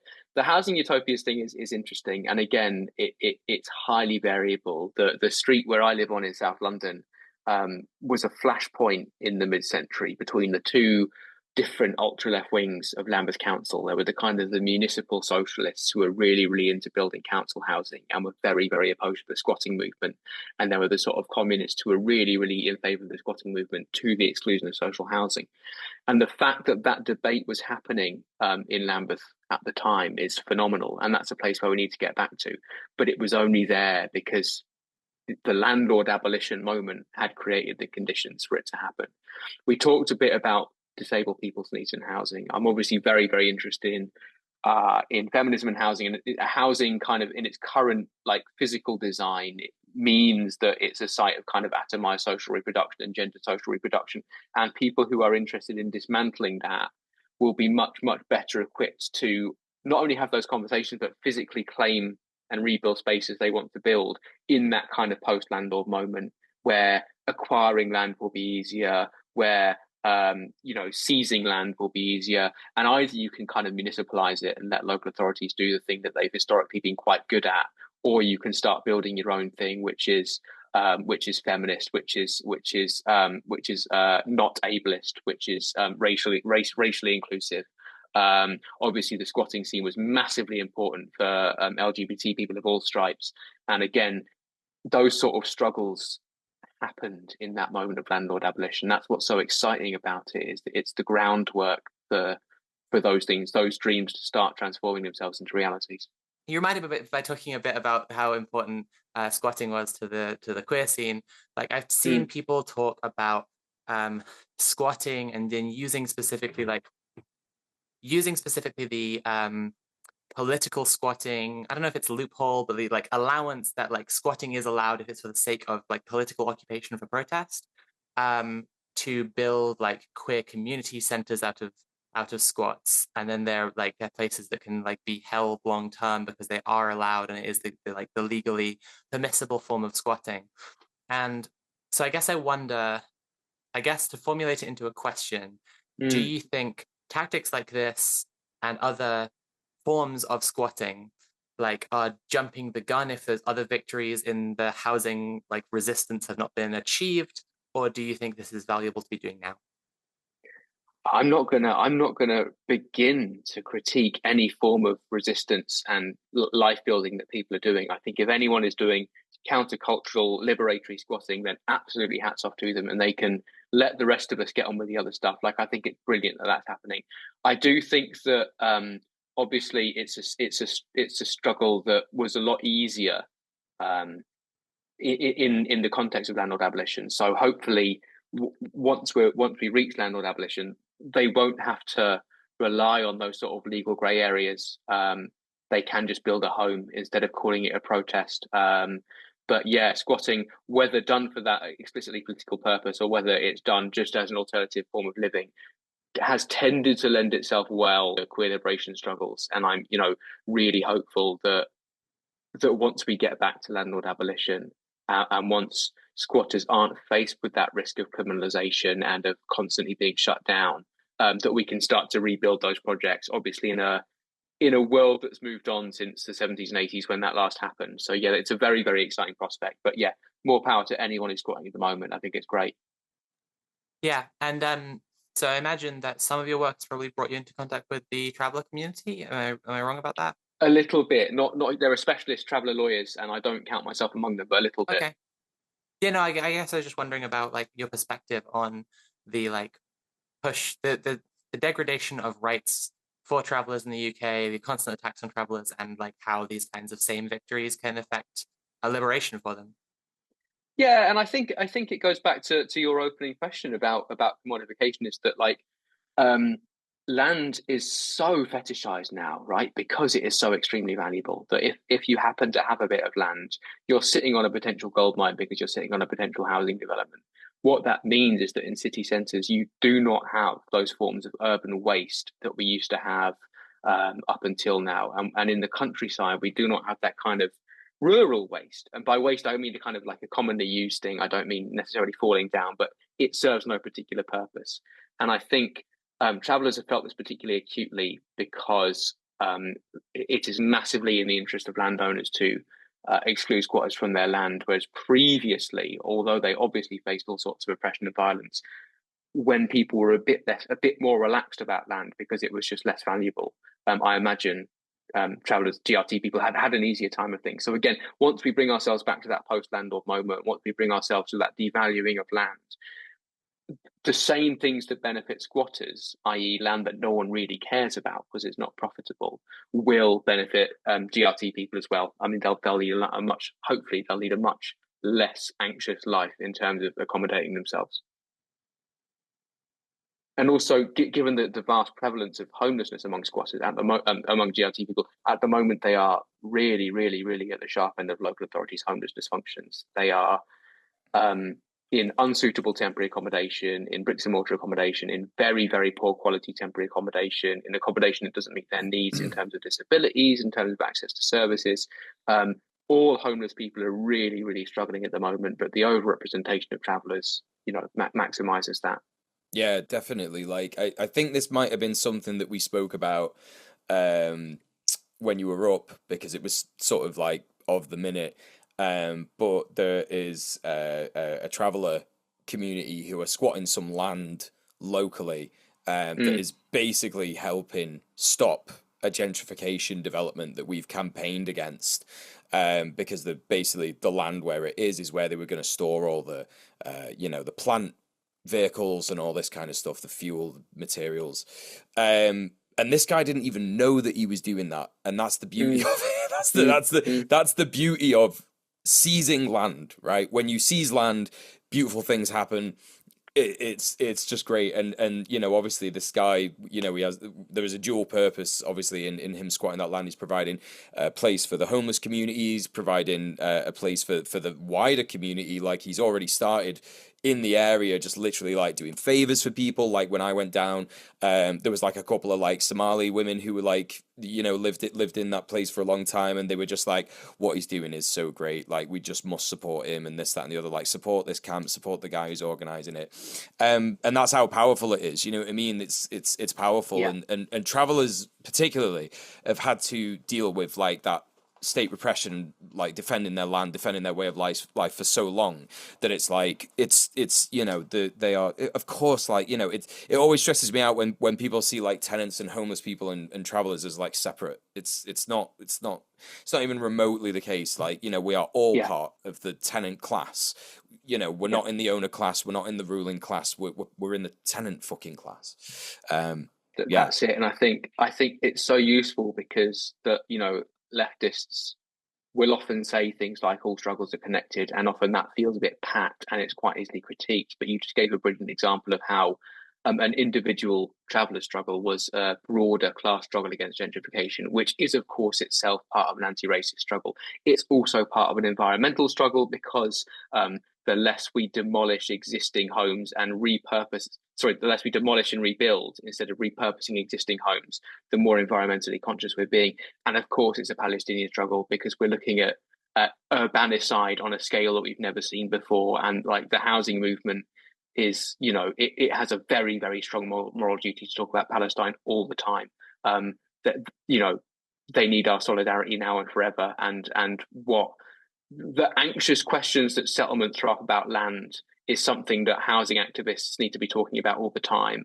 And the destruction of cities in and around Gaza is something that is very, very much our wheelhouse. Yeah, absolutely. We actually had Massa from Youth for Palestine on a couple of weeks ago, and that's something that she did. She came and spoke at GMTU's second annual conference in September, where basically the theme of the conference was land reclamation as a whole, the age of reclamation. So it was about a lot of like different intersectional discussions about the ways in which all struggles connect to housing. And she did such a great job. Honestly, like I couldn't even begin to try and replicate it, so I'm not gonna. if you get the chance to see Massa speak, just see her speak. Like, she came on our show. She's fantastic. Watch the episode. I'll go back and have a look at that. That sounds brilliant. Honestly, she's so good. And she did such a good job of like tying that up together. You know, talking about like, you know, imperialism, sort of alluding to the imperialist boomerang and stuff like that. Yeah, absolutely. Like, it's so clear, like the displacement of people. It doesn't matter how you do it. If you're displacing people, you're eroding culture, you're eroding connections, you're making people marginalized, you're making them vulnerable. So you came up to Manchester to do a talk with our student branch, and that was really exciting. And I missed the talk, unfortunately. I did really like how it was advertised. It was quite funny on the flyer. It literally... It said it in a really matter-of-fact way. It was like a discussion on landlords and whether we need them or not. And it was like... yeah, that's not going to last long, is it? Yeah. Give us the Manchester... Yeah. Oh, I was gonna say, because like I'm always bigging up like student movements on the show. We all are, because you know that's where a lot of revolutions happen. It's on college campuses, it's on student campuses. You know, like the Ethiopian revolution and various other revolutions. So you know, it is always really exciting to see students like fired up about stuff that matters in it. Do you know what I mean? So talk to us a bit about like the event and like, you know, what it was about and the discussions that were had. Yeah, it was an important and kind of moving trip for me, because I lived there 15 years ago now. I know you've had Isaac Rose on the show, whose book on what's happening in Manchester is a sensational read. It's really, really good. But obviously, you know, the pace and scale at which the city centre has redeveloped itself is just sensational. And if the idiots are right about shortage, then by rights, Manchester should be the most affordable city in the country, right? The amount of new housing there is just mind-blowing. But of course, the other thing that was new for me when I went up is what seems to be a sort of semi-permanent tent encampment outside the town hall, which is obviously a symptom of the fact that Manchester is not the most affordable city in the UK. And looking around kind of estate agent windows and stuff, the prices are starting to get to London prices. So this is a kind of problem that Manchester has created for itself. It didn't used to have a housing crisis of the same typology of London. It could have gone in a Liverpool direction, which is a different format of housing crisis, but it decided to create for itself the conditions of utter wretchedness that you experience and that your members experience every day. It's fascinating because, you know, they saw what Thatcher and Blair had done, and they said, we'll do that like very, very quickly and very, very intensely. It's a really, really interesting place. And I'm just sorry that the decisions that those ghouls in City Hall took are now having such a profound effect on your members every day. It's unforgivable. No, truly. It's one of those, like, you know, we have a pretty well-known motto on this show, which is that we will win. We just simply will win. We must win. But absolutely. And I think what's interesting is that, you know, going around the country with the book, you say to people, well, there's a secret. There's no such thing as a housing shortage. And sometimes you say that and everyone's jaw hits the floor and says, what are you talking about? You do not need to say that in Manchester. I mean, you just look out the window and it's just unbelievable what's happened and what the consequences are. I said, I was on one of our mates' roof a couple of months ago having a party, and we were looking at the Manchester skyline, and I've lived here for 27 years. Do you know what I mean? Like, I might as well have been born here, basically. And I was looking at this old car park called the Arndale car park, and it's so bizarre. It's like this ancient sort of like, well, it's not ancient, obviously. It's like built in the 80s, built in the 70s or something. And it's there in the skyline, and it used to be one of the tallest buildings in the Manchester skyline, and obviously it's just not even remotely close anymore. It hasn't been for a while. And I was saying, you know, once that goes, once they get rid of that, whatever they do to it, because it doesn't look right. You could just hear what the planners are saying. They're saying, Arndale car park doesn't look right. We got to get rid of it. You know, it doesn't fit in with the new development, the new regeneration. You know, and I said, when they get rid of that, that will be like the last bit of soul from the fucking Manchester skyline. It's just gone. And you won't believe this fucking new Mancunian was there and said, that's not the soul of Manchester. What are you talking about? And I'm like, oh my God, right. It's just like a really fucking annoying thing to have to like answer when I was talking about it. But I said to him, well, I wasn't saying it was the whole soul of Manchester, but where are you from? You know, it's one of these like bizarre situations where I'm like, fuck, I'm trying to talk about like what it means to me in my city, and I've got someone who's not from here telling me what I should think about my city. You know, it's fucked. So that's it's annoying as well, because these conversations which are happening all over the country make us sound a bit conservative. And like when people around here were opposing the redevelopment of Brixton, our opponents cast us as people who were trying to save like a Sports Direct shop. And it's like, no, we don't care. We're not trying to save the car park. We don't care about the Sports Direct shop. We're just trying to prevent the thing that you're trying to build and the immense social harm and economic harm that it will do. Like that's it. We're not Sports Direct stands. That's not what we do. Yeah, definitely not. It's one of those things. It's like, you know, the student branch here are so fucking good, and they're so good at understanding how important, you know, not just housing, but like every single issue. You know, we've had someone from the student movement in Manchester on to talk about the Palestine encampment. We've had a student to talk about the rent strike that they did at the University of Manchester. We've had all sorts of different representations from the student community in Manchester. And it's so good to like, you know, basically like see them being so based and being so on it. Yeah. Because that's where a lot of energy comes from in our movements. You know what I mean? When you get sort of to a certain age of activism, I've seen it in people. You just get this sort of like dogged like weariness, and it's like it's hard. It's a struggle. Do you know what I mean? You're engaged in a struggle, and it's understandable that happens, and it takes that toll on people. But it's huge so amount important. of activist burnout. You know, like, and there's so many people that they just end up just dropping out just because it is such a huge toll. Yeah. So it's just great to see that young energy to sort of like fire it up, you know? It was a wonderful event, and they were very, very shrewd. And one of the things we were talking about was this idea about expanding the maintenance grant, because the people who are really, really desperate for the maintenance grant to go up are the landlordized universities, the neoliberal universities, the universities that make most of their money and see their primary role as accommodation providers. So you've got this perverse system, a bit like the universal credit example we were mentioning earlier, where if the government raises the maintenance grant, most of that will go straight to landlords.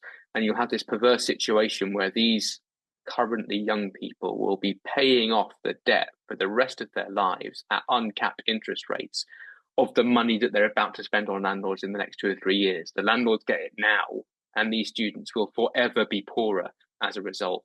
So they're in this kind of perverse position where they don't actually want their maintenance grants to go up, because that will just create the conditions for another round of university-led rent hikes. Yeah. I think it is important to remind everybody. Obviously, like we're talking about like the state of landlordism in the UK, but you know, we mustn't lose hope. It's a battle that can be won, and it's such a radicalizing one as well. You know, one thing that I do want to shout out, I did mention briefly before, the chair of our Moss Side branch, but she's absolutely like, she's turned a corner, and it's fucking brilliant, and I'm so fucking chuffed for her. She basically like I spoke about this on the show last week, Rise Up for the Reno. Like it's basically a campaign from our Moss Side branch, where basically there's like a historical piece of land in Moss Side where there was a club called the Reno Club and the Nile Club, and basically it was one of the only places that black people could drink basically in Moss Side, and maybe even in South Manchester or Manchester as a whole. Founded by a Nigerian immigrant, and it's just obviously like the legacy of that site. People would go there for housing issues. You know, people would go there for work issues. If you needed something, you'd go to the Nile Club. You'd go to the Reno, basically. And Mosque St. Vincent, one of these horrible sort of like, you know, mishmashes of basically like a care group, and also like, you know, housing association, like. You know, and now it's just become this like horrible fucking like carbuncle infested, you know, disgusting monster.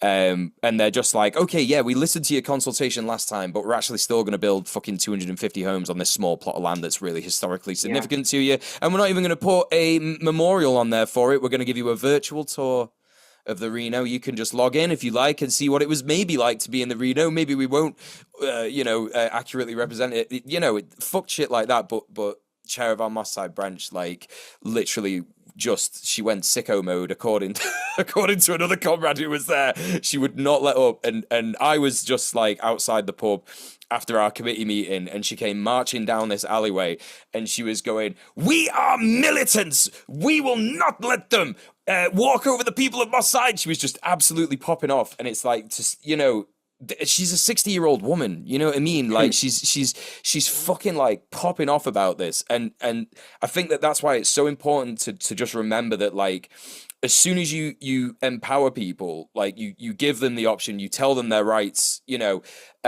look, there's a union here, there's people who are exactly like, maybe not exactly in the same boat as you, but we're all in the same class and we should look out for each other. Once you give them that option and fucking empower them, it can really build something just absolutely massive and incredible. And yeah, I think it's really important to remember that, like, if for those of you who are wanting to sort of like get involved in tenants unions, you know, if it's something that you've been thinking about, like, oh, I don't know what, you know, if I'm, you know, you're thinking about going out and starting doing some activism, oh, maybe I want to do a tenants union, maybe I want to do a trade union, don't know. Do a tenants union. Trade unions are great. You can be in a trade union and a tenants union. Like, but tenants union work is just so fucking like, yeah, it's just key. Anyway, sorry, I'm going on now. Do whatever activism you want. I don't give a fuck. But anyway, let's do some questions. Yeah, cool. All right. Well, let's take a look. So, audience questions. Swift Arrow 1000. They say, with no desire to be a landlord, what would be the most base thing to do if I inherited a rental property like an apartment building? Ooh. Yeah, I think it's a brilliant question, because the generational wealth transfer is going to mean that an awful lot of current leftists will find themselves in this position in the not too distant future, and we need to have a line on it, and we need to have a critique of it. Someone was telling me the other day, someone who came up in the 70s had exactly this happen to a friend of theirs, and basically they just let everyone stay there for like a quid a month or something. I think, you know, you can sell it. If you're going to be a landlord, if you're going to go near being a landlord, you have to like be conscious of the direct and massive harm that landlordism produces, and you have to wonder whether you can fight a one-person crusade against that, or whether, on the other hand, you can make some people's lives that bit richer by giving them really, really cheap rent and really, really nice living situations. You would still have power over their lives, though. You would still ultimately be in charge of whether this person's homeless or not, and more acutely in this case, whether the tenants are going to lose this really, really valuable home and be flung back out into the private rented sector and all the horrors that attaches to it. So it's an anxious question. It depends a lot on the circumstances, but basically, I take it very seriously when people say there's no such thing as a good landlord. And, you know, that's my kind of guiding principle. And beyond that, you know, it depends a lot on what good you think you can do in the world. Yeah. No, I totally agree. I've known probably half a dozen people who at some point rented from someone they previously knew before that, or someone who was living there as well, and they were on good terms, and then they weren't living there anymore, and it was they were no longer friends, right? It's not I wonder if there's some way that you could convert it into, you know, like have the actual ownership and like the management organized by a, you know, like a council of tenants or something like that. Like, I mean, I'm always reinventing Soviet things that already exist, but I feel like every time I talk about something, I'm like, maybe we could do something like this, and then I'm like, wait a minute, they already did that somewhere. But you know, like. Some of the people in the chat, well, in both chats, at least one person in both chat has rightfully said, maybe think about doing a housing co-op.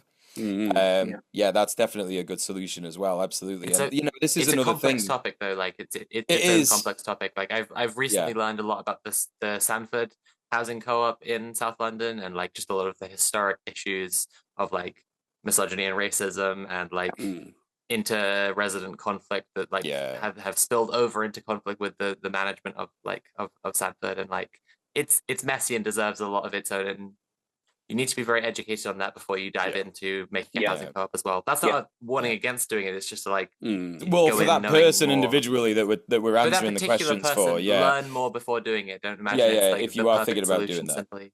I mean, I think arguably the best move, if you're completely financially disinterested, is just donate it to the local authority and say this is all going to be council housing from now on in perpetuity. But obviously then you lose your entire inheritance. So yeah, I think it's such a good point to make about the power that you have over someone as a landlord. Like, you know, even if you think like, oh yeah, you know, I'll be really good in this, that, and the other. Conflict, as we were just talking about, is literally just like a normal fucking person, a normal human person thing to do, to happen. And if people love easy solutions to problems nowadays, and if you have that power, that ability to be able to say to someone, okay, get out my gaff, that you might use it, you just might use it. It's not worth it. It's not worth, you know, thinking like challenging that like moral center and trying to interrogate your power. Why? You don't need to interrogate your power if you don't have it, right? So just don't have it. And you will always abuse power that you refuse to acknowledge that you have. Real. Yeah, it's Mule, like do you want to read the next question? Or sorry. I was just going to say how a lot of union positions, like if you know, like when you get like a manager, or like if you're a union member and you get promoted to a management position, sometimes they'll say like, okay, if you want to still be involved heavily with the union, you have to kind of give up your right to like hire and fire people or things like that, you know, because that's, you know, a power that we, you know, that we obviously don't agree with. But yeah, anyway, sorry, next question. Yeah, so this one's from Kimadactyl, and they say, what is the government's definition of a landlord? And does that 1 in 20 stat that we mentioned earlier, does that include that or not? So the 1 in 21 stat comes from people who've declared a landlord income to HMRC. So in reality, it's probably more than that. That's people who are not only honest, but whose landlord income crosses a certain threshold. And this was highlighted not that long ago in the Labour Party, when I think it was one of the shadow housing ministers was outed as being a landlord. And she said, what are you talking about? I'm not a landlord. I've got lodgers. And for exactly the reasons we were just talking about, in some ways that's worse, because you still have that power relationship of being able to make someone homeless, but also the lodger will have far fewer rights than even the paltry rights that a private tenant has. So yeah, there's no hard and fast definition of it as far as the government's concerned. And, you know, we need to have our own analysis of it, and that will change depending on circumstances. But yeah, the stat comes from HMRC, but I do think that being a license or having lodgers has its own is its own problem. Okay, interesting. Well, so our next one we've got from Praise the Sun. They say, what is it? Okay, the average monthly rent in the UK is £1,200. Average rent in Canada is $2,000 Canadian dollars. They got those. Yeah. Australia is $750 dues, of course. Why are all the Anglosphere nations suffering the same problem? Yeah, I'm afraid off the top of my head, I don't know the exchange rate between the pound and the dollar do, but you know, I think they're all kind of emulating each other. I think a lot of places have seen the massive success of Britain, and I say success from the point of view of Thatcherism. Like, it really did mean that people didn't have to have high wages and good pensions and a good social state because you know, housing was just so good. I think everywhere has their own causes, and you know, we learned a lot about the subprime problem in the US. We learned a lot about Blackstone's kind of boosting the market and investing, and Britain has this kind of particular, very, very unique crisis of petty landlords causing all the bother. So I think you probably have to analyze each of those places on their own terms. I know nothing about Canada, I'm afraid, but it's right to say that housing across the Anglosphere has been an incredibly reliable source of productiveness. And I think I was talking to a sort of Marxist friend about this the other day, about how in the 70s, everyone agreed that the landlord was a parasite, right? Left and right, Adam Smith, Karl Marx, everyone said, well, the economic function of a landlord is to skim off the social surplus, to drive children into poverty, and to, you know, make everyone have a bad time. But then in the Anglosphere, you've got these economies that are very, very heavily built around their housing markets. So the housing market in Britain is 4 times the size of the FTSE. And what that means is if the housing market collapses, the national economy collapses. So landlords now are not pure parasites, but they are investors who play quite a significant role in the national economy. They are finance capital. They are financial movers and shakers in their own right, and that's put us in a very, very dangerous position. I suspect similar things are happening in the rest of the Anglosphere. I suspect we have that in common, but the particulars, I'm afraid, I don't know enough to comment on. Yeah, good answer. Thank you so much. The next question is from, well, there are a couple of questions from Jenny Hazard, so I'll give you them. The first one is, I think this is in the US, so you may not know about this, but what should we do if we know shitty landlords and would like them to see some consequences? Is there anything to do? I do not live in the same state as them. They're just family. Oh. So personally knowing a shitty landlord as opposed to being a tenant of them, that's interesting. Yeah. I think it's always informative to point out to landlords that their financial interest is completely opposed to their tenant's financial interest, and that for every dollar they take off their tenants, that's a dollar the tenant's children can't spend on things that child wants and needs. And the landlord inherently wants the rent to go up. The tenant inherently can't afford it or doesn't want the rent to go up. So on a very direct day-to-day level, they are causing their tenant to be in more poverty than that tenant would otherwise be in, unless they are massively, massively undercharging them. And on a more indirect level, they are participating in a system which causes just untold amounts of harm. This is particularly true in Britain, where the entire housing market is kind of governed by the evils of the private rented sector. It's the private rented sector that inflates house prices everywhere. So every time you take rent, you are participating in a system which means that children are traveling 2 hours to get to school because they've been kicked out of the area where they can no longer afford to live.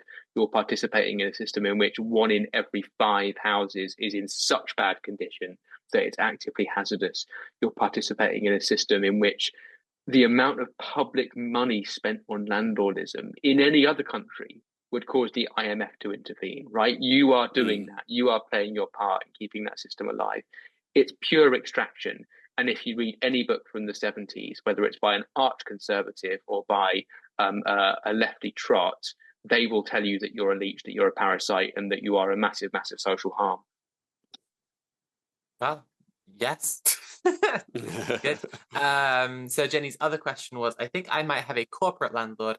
How can I tell? I've never learned their name, if that helps. If it's in England and Wales, it's not. You can pay £3. It's not. Sorry. No, I'd still like to hear about the process if it is in England. Definitely, yeah, let's hear about the England-Wales thing. If it's in England and Wales, you can pay £3 to search the land registry and find out who owns the freehold.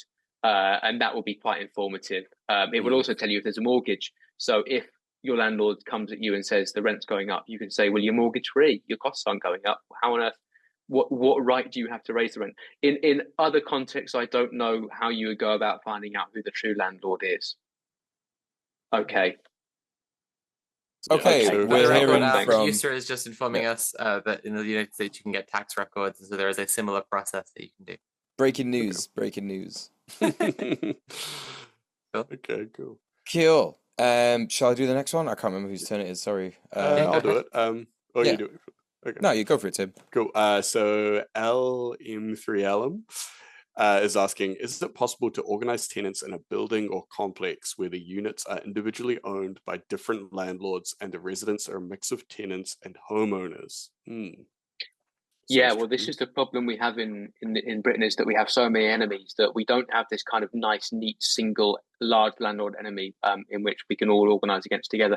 But yeah, it does happen. It can happen. I mean, I don't know about non-British examples, but often a building will have to be collectively managed by some person. And so you all have a common enemy about that. I think this is one of the fascinating things about Britain, is that if you look at any city, you will see the same building containing 3 different types of tenure. The building was probably built by the local authority in the 70s, and it will have a former council flat which someone now lives in and owns. It will have a current council flat, and it will have a former council flat that's now tenanted out. And the housing conditions will be very different in each. The council flat will probably be covered in mould because no one's been around there in 20 years. The private rented sector will just be in a terrible state all round. And the privately owned house will be very nice. So there's nothing inherent in the building which causes it to be shit. It's just the way in which you manage it and the way in which you extract it. So it's quite, in a way, it's quite illustrative to at least talk to the owner occupiers and find out what their living conditions are, because that's what gives you the ammunition to say, we don't have to live like this. We shouldn't be living like this. But certainly, yeah, they're in the same building, there's likely to be some sort of common enemy, but also organizing with your neighbors is always good, is always worthwhile, and it's often great fun. Yeah, the short answer that I gave to this one when this person asked it in the chat was basically like, yeah, you can, but it's hard. If it is all different landlords, then you are gonna have to you're gonna have to find like different leverage than if it was all the same landlord. If it was all the same landlord, you could possibly, and this is not like, you know, I'm not doing like advice or anything here. Like, this is something that you should really think about, really a lot if you do want to do this. But potentially what you could do, if it's all the same landlord, you could very easily withhold like a very small amount of rent. Just make sure you don't spend it. Keep it in like a next account or whatever, or just keep it in your account and don't spend it. Like maybe £10, all of you, on the same month, and depending on how big the landlord is, he'll feel it. Do you know what I mean? And just don't let yourself go over that 2-month limit of Section 8, where they can evict you for rent arrears. And yeah, just don't officially call it a rent strike. But I'm not saying anyone should do that. I don't think you should do that. It'd be really scary. Oh, don't do it. Well, some US states have the right to withhold rent. It's a hugely dangerous game in England. But yeah, organizing in blocks is simultaneously, I think, such a big opportunity for renters unions, and also like can be so difficult in so many ways. Like, I know from people in London Renters Union that like even door knocking can be a challenge in blocks in London, where like there's so much securitization that like I know one anecdote where people were trying to door knock in a block not far from me, and like the different parts of the estate had different like code locks to get into the block at all. Wow, yeah. And so like, you know, I don't know, 10 tenants might have, or 10 households might have one code to get past one door, so before you'd even be able to get people's front door to do any door knocking. And then there'll be different codes for like every 10 houses, like stuff like that. It can be absolutely wild. Yeah, that is wild. All right, so one more we've got from Wintry Mute. One of the things we've been pushing for in IRU as part of the Renters Reform Coalition is the right to withhold rent. Ooh, relevant. What would winning the legal right to rent strike would mean for UK housing? Just to clarify, that's LRU. So this is one of yours. Sorry, it's one of yours, this, Nick. Yeah, well, yeah. Rent strikes have been brilliant in the past. They've been so powerful, and that's how rent controls were won in the first place, was by a large rent strike in Glasgow during the First World War. Similarly, huge rent strikes in Birmingham and St Pancras have kind of forced local authorities to cave on various issues. Obviously, if you strike against private landlords, they're likely to sit up and take notice far more quickly than local authorities who, you know, have got other fish to fry. So, you know, I know this is being talked about in the bill, the right to pause rent where there is a dispute about repairs. That would be hugely beneficial because it means you wouldn't have to go through the delay and expensive litigation to work out whether you shouldn't be paying rent because of the condition of the property. You could just do it among yourselves in the more kind of old-fashioned, cheaper and gentlemanly way. That's different from a rent strike. You know, you're talking about the individual and the generalized. The individual right to withhold rent is what we're talking about in the bill. Unfortunately, the bill hasn't gone anywhere near thinking about legalizing rent strikes, which is still highly, highly dangerous. I kind of agree with the premise of the question that once we win that legal right, we're in all sorts of positions of power. But until we've won it, it's a bit ropey. Cool. We got some other questions coming in, which is very nice. That wasn't our last question, so it's good. We got another 10 minutes. This is from Han, who says, to Nick, how do people in residential care best go about getting legal support for housing disputes? Ooh, very good question. There still is legal aid available for housing disputes. The trouble is, legal aid rates have not been increased at all since 1996. So legal aid lawyers have been having a real terms pay cut for 30 years now.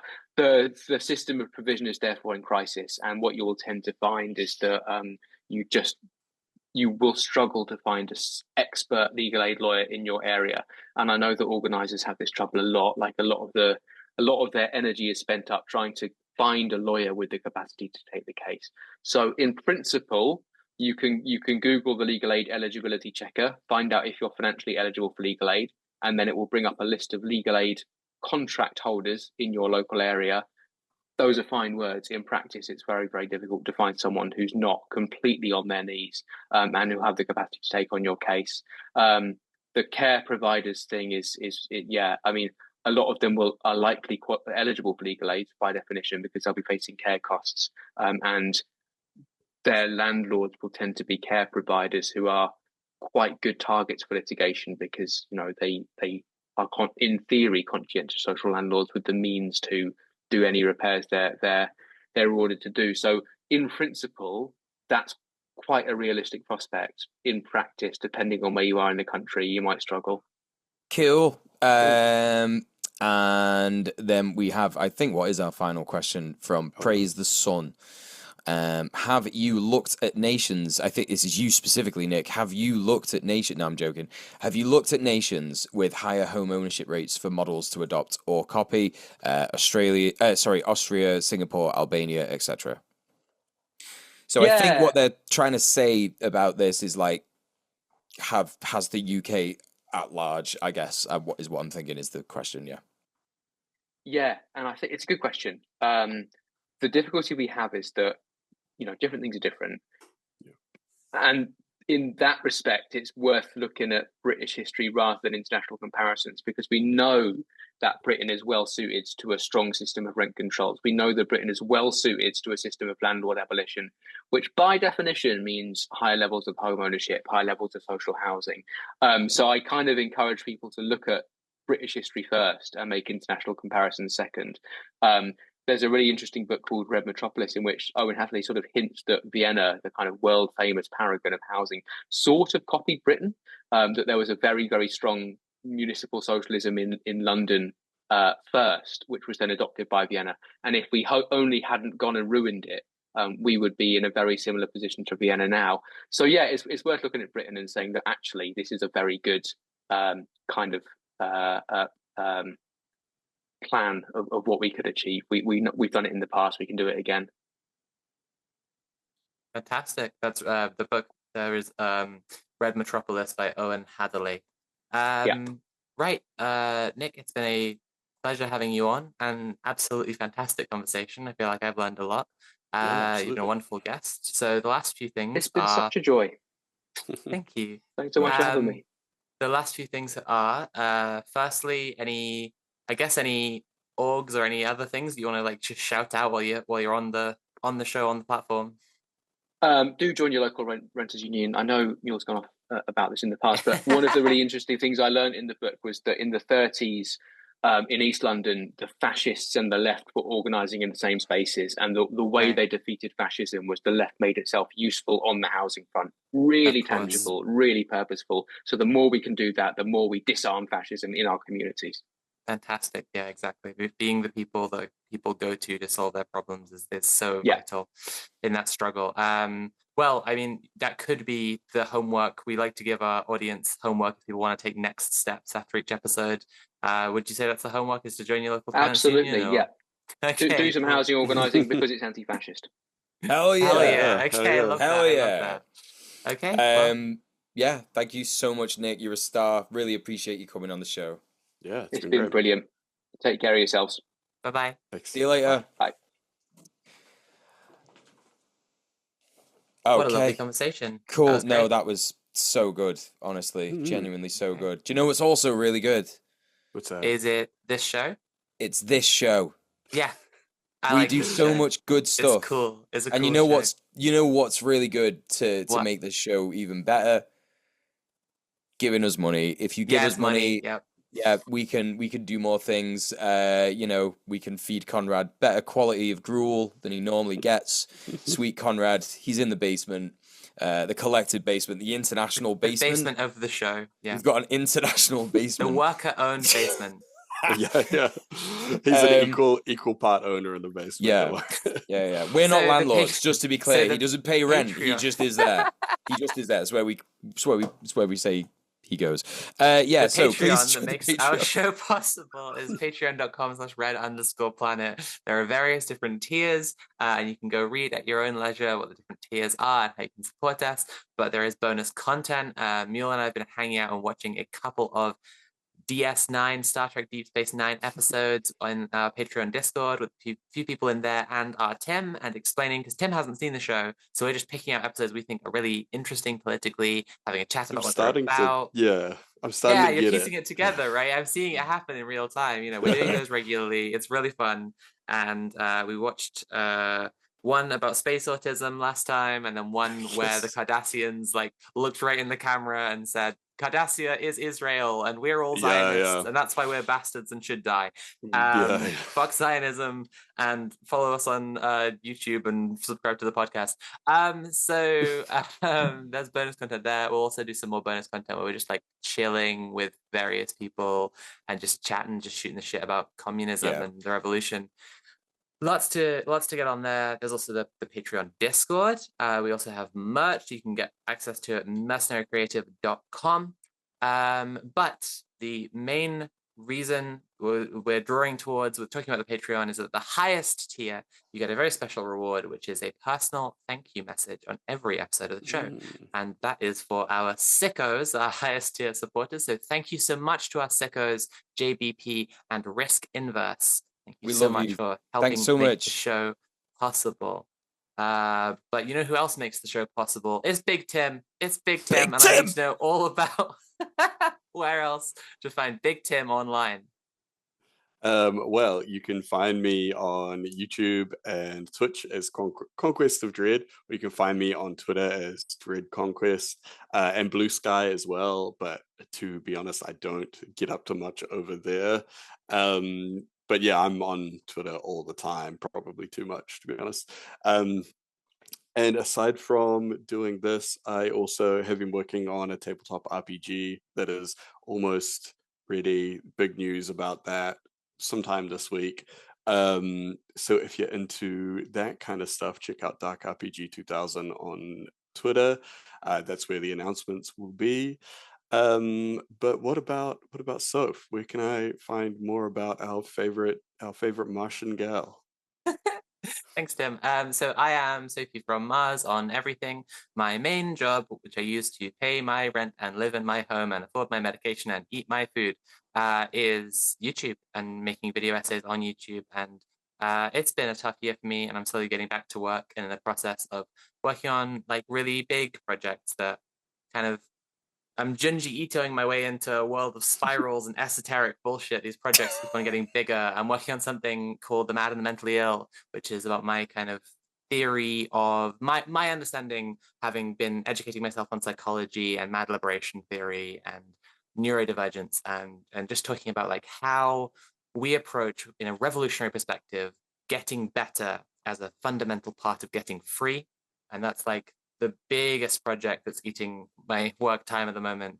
And so yeah, that's that's on the way, but it's also slow. So I'm not promising new stuff right this second, but I am also saying, please go to my Patreon and support me to make it happen and to make it so I can keep on paying rent.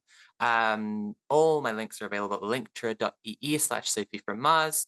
You can find me on Blue Sky, Tumblr, Instagram, but really just watching my videos and supporting me on Patreon, or if you want to send me a tip directly, you can also do that through Linktree. It's all there. Yeah, but what about our mule? Cheers, Arsoph. So linktree.ee/DJMUEL.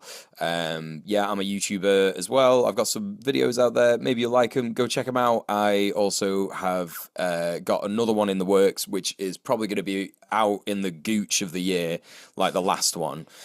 which is quite funny because it's basically, if people know about the last video that I did called Bastard Landlord Influencers on Samuel Leeds, it's the next episode of Bastard Landlord Influencers. It's Bastard Landlord Influencers 2. Kevin McDonald, he's a stinky little goblin man. He's disgusting. Yeah, so basically it's going to be a video about him. And yeah, there may be a guest that has just very recently been on Red Planet joining me in that video. So one to watch out for. Yeah, hit me up on my YouTube channel. It's just DJ MUEL. Other stuff I've got on my Patreon as well. You could get me on patreon.com. Give me some money there because, you know, it would be cool to not have a job and just do YouTube and shit. But yeah, so head over to patreon.com/DJ MUEL and give us some dough. But that's it from me. And also that's it from us. That's it. Thank you so much for this week supporting us and coming out and watching, listening. All right. See you all next week. See you all next week. Bye. Bye.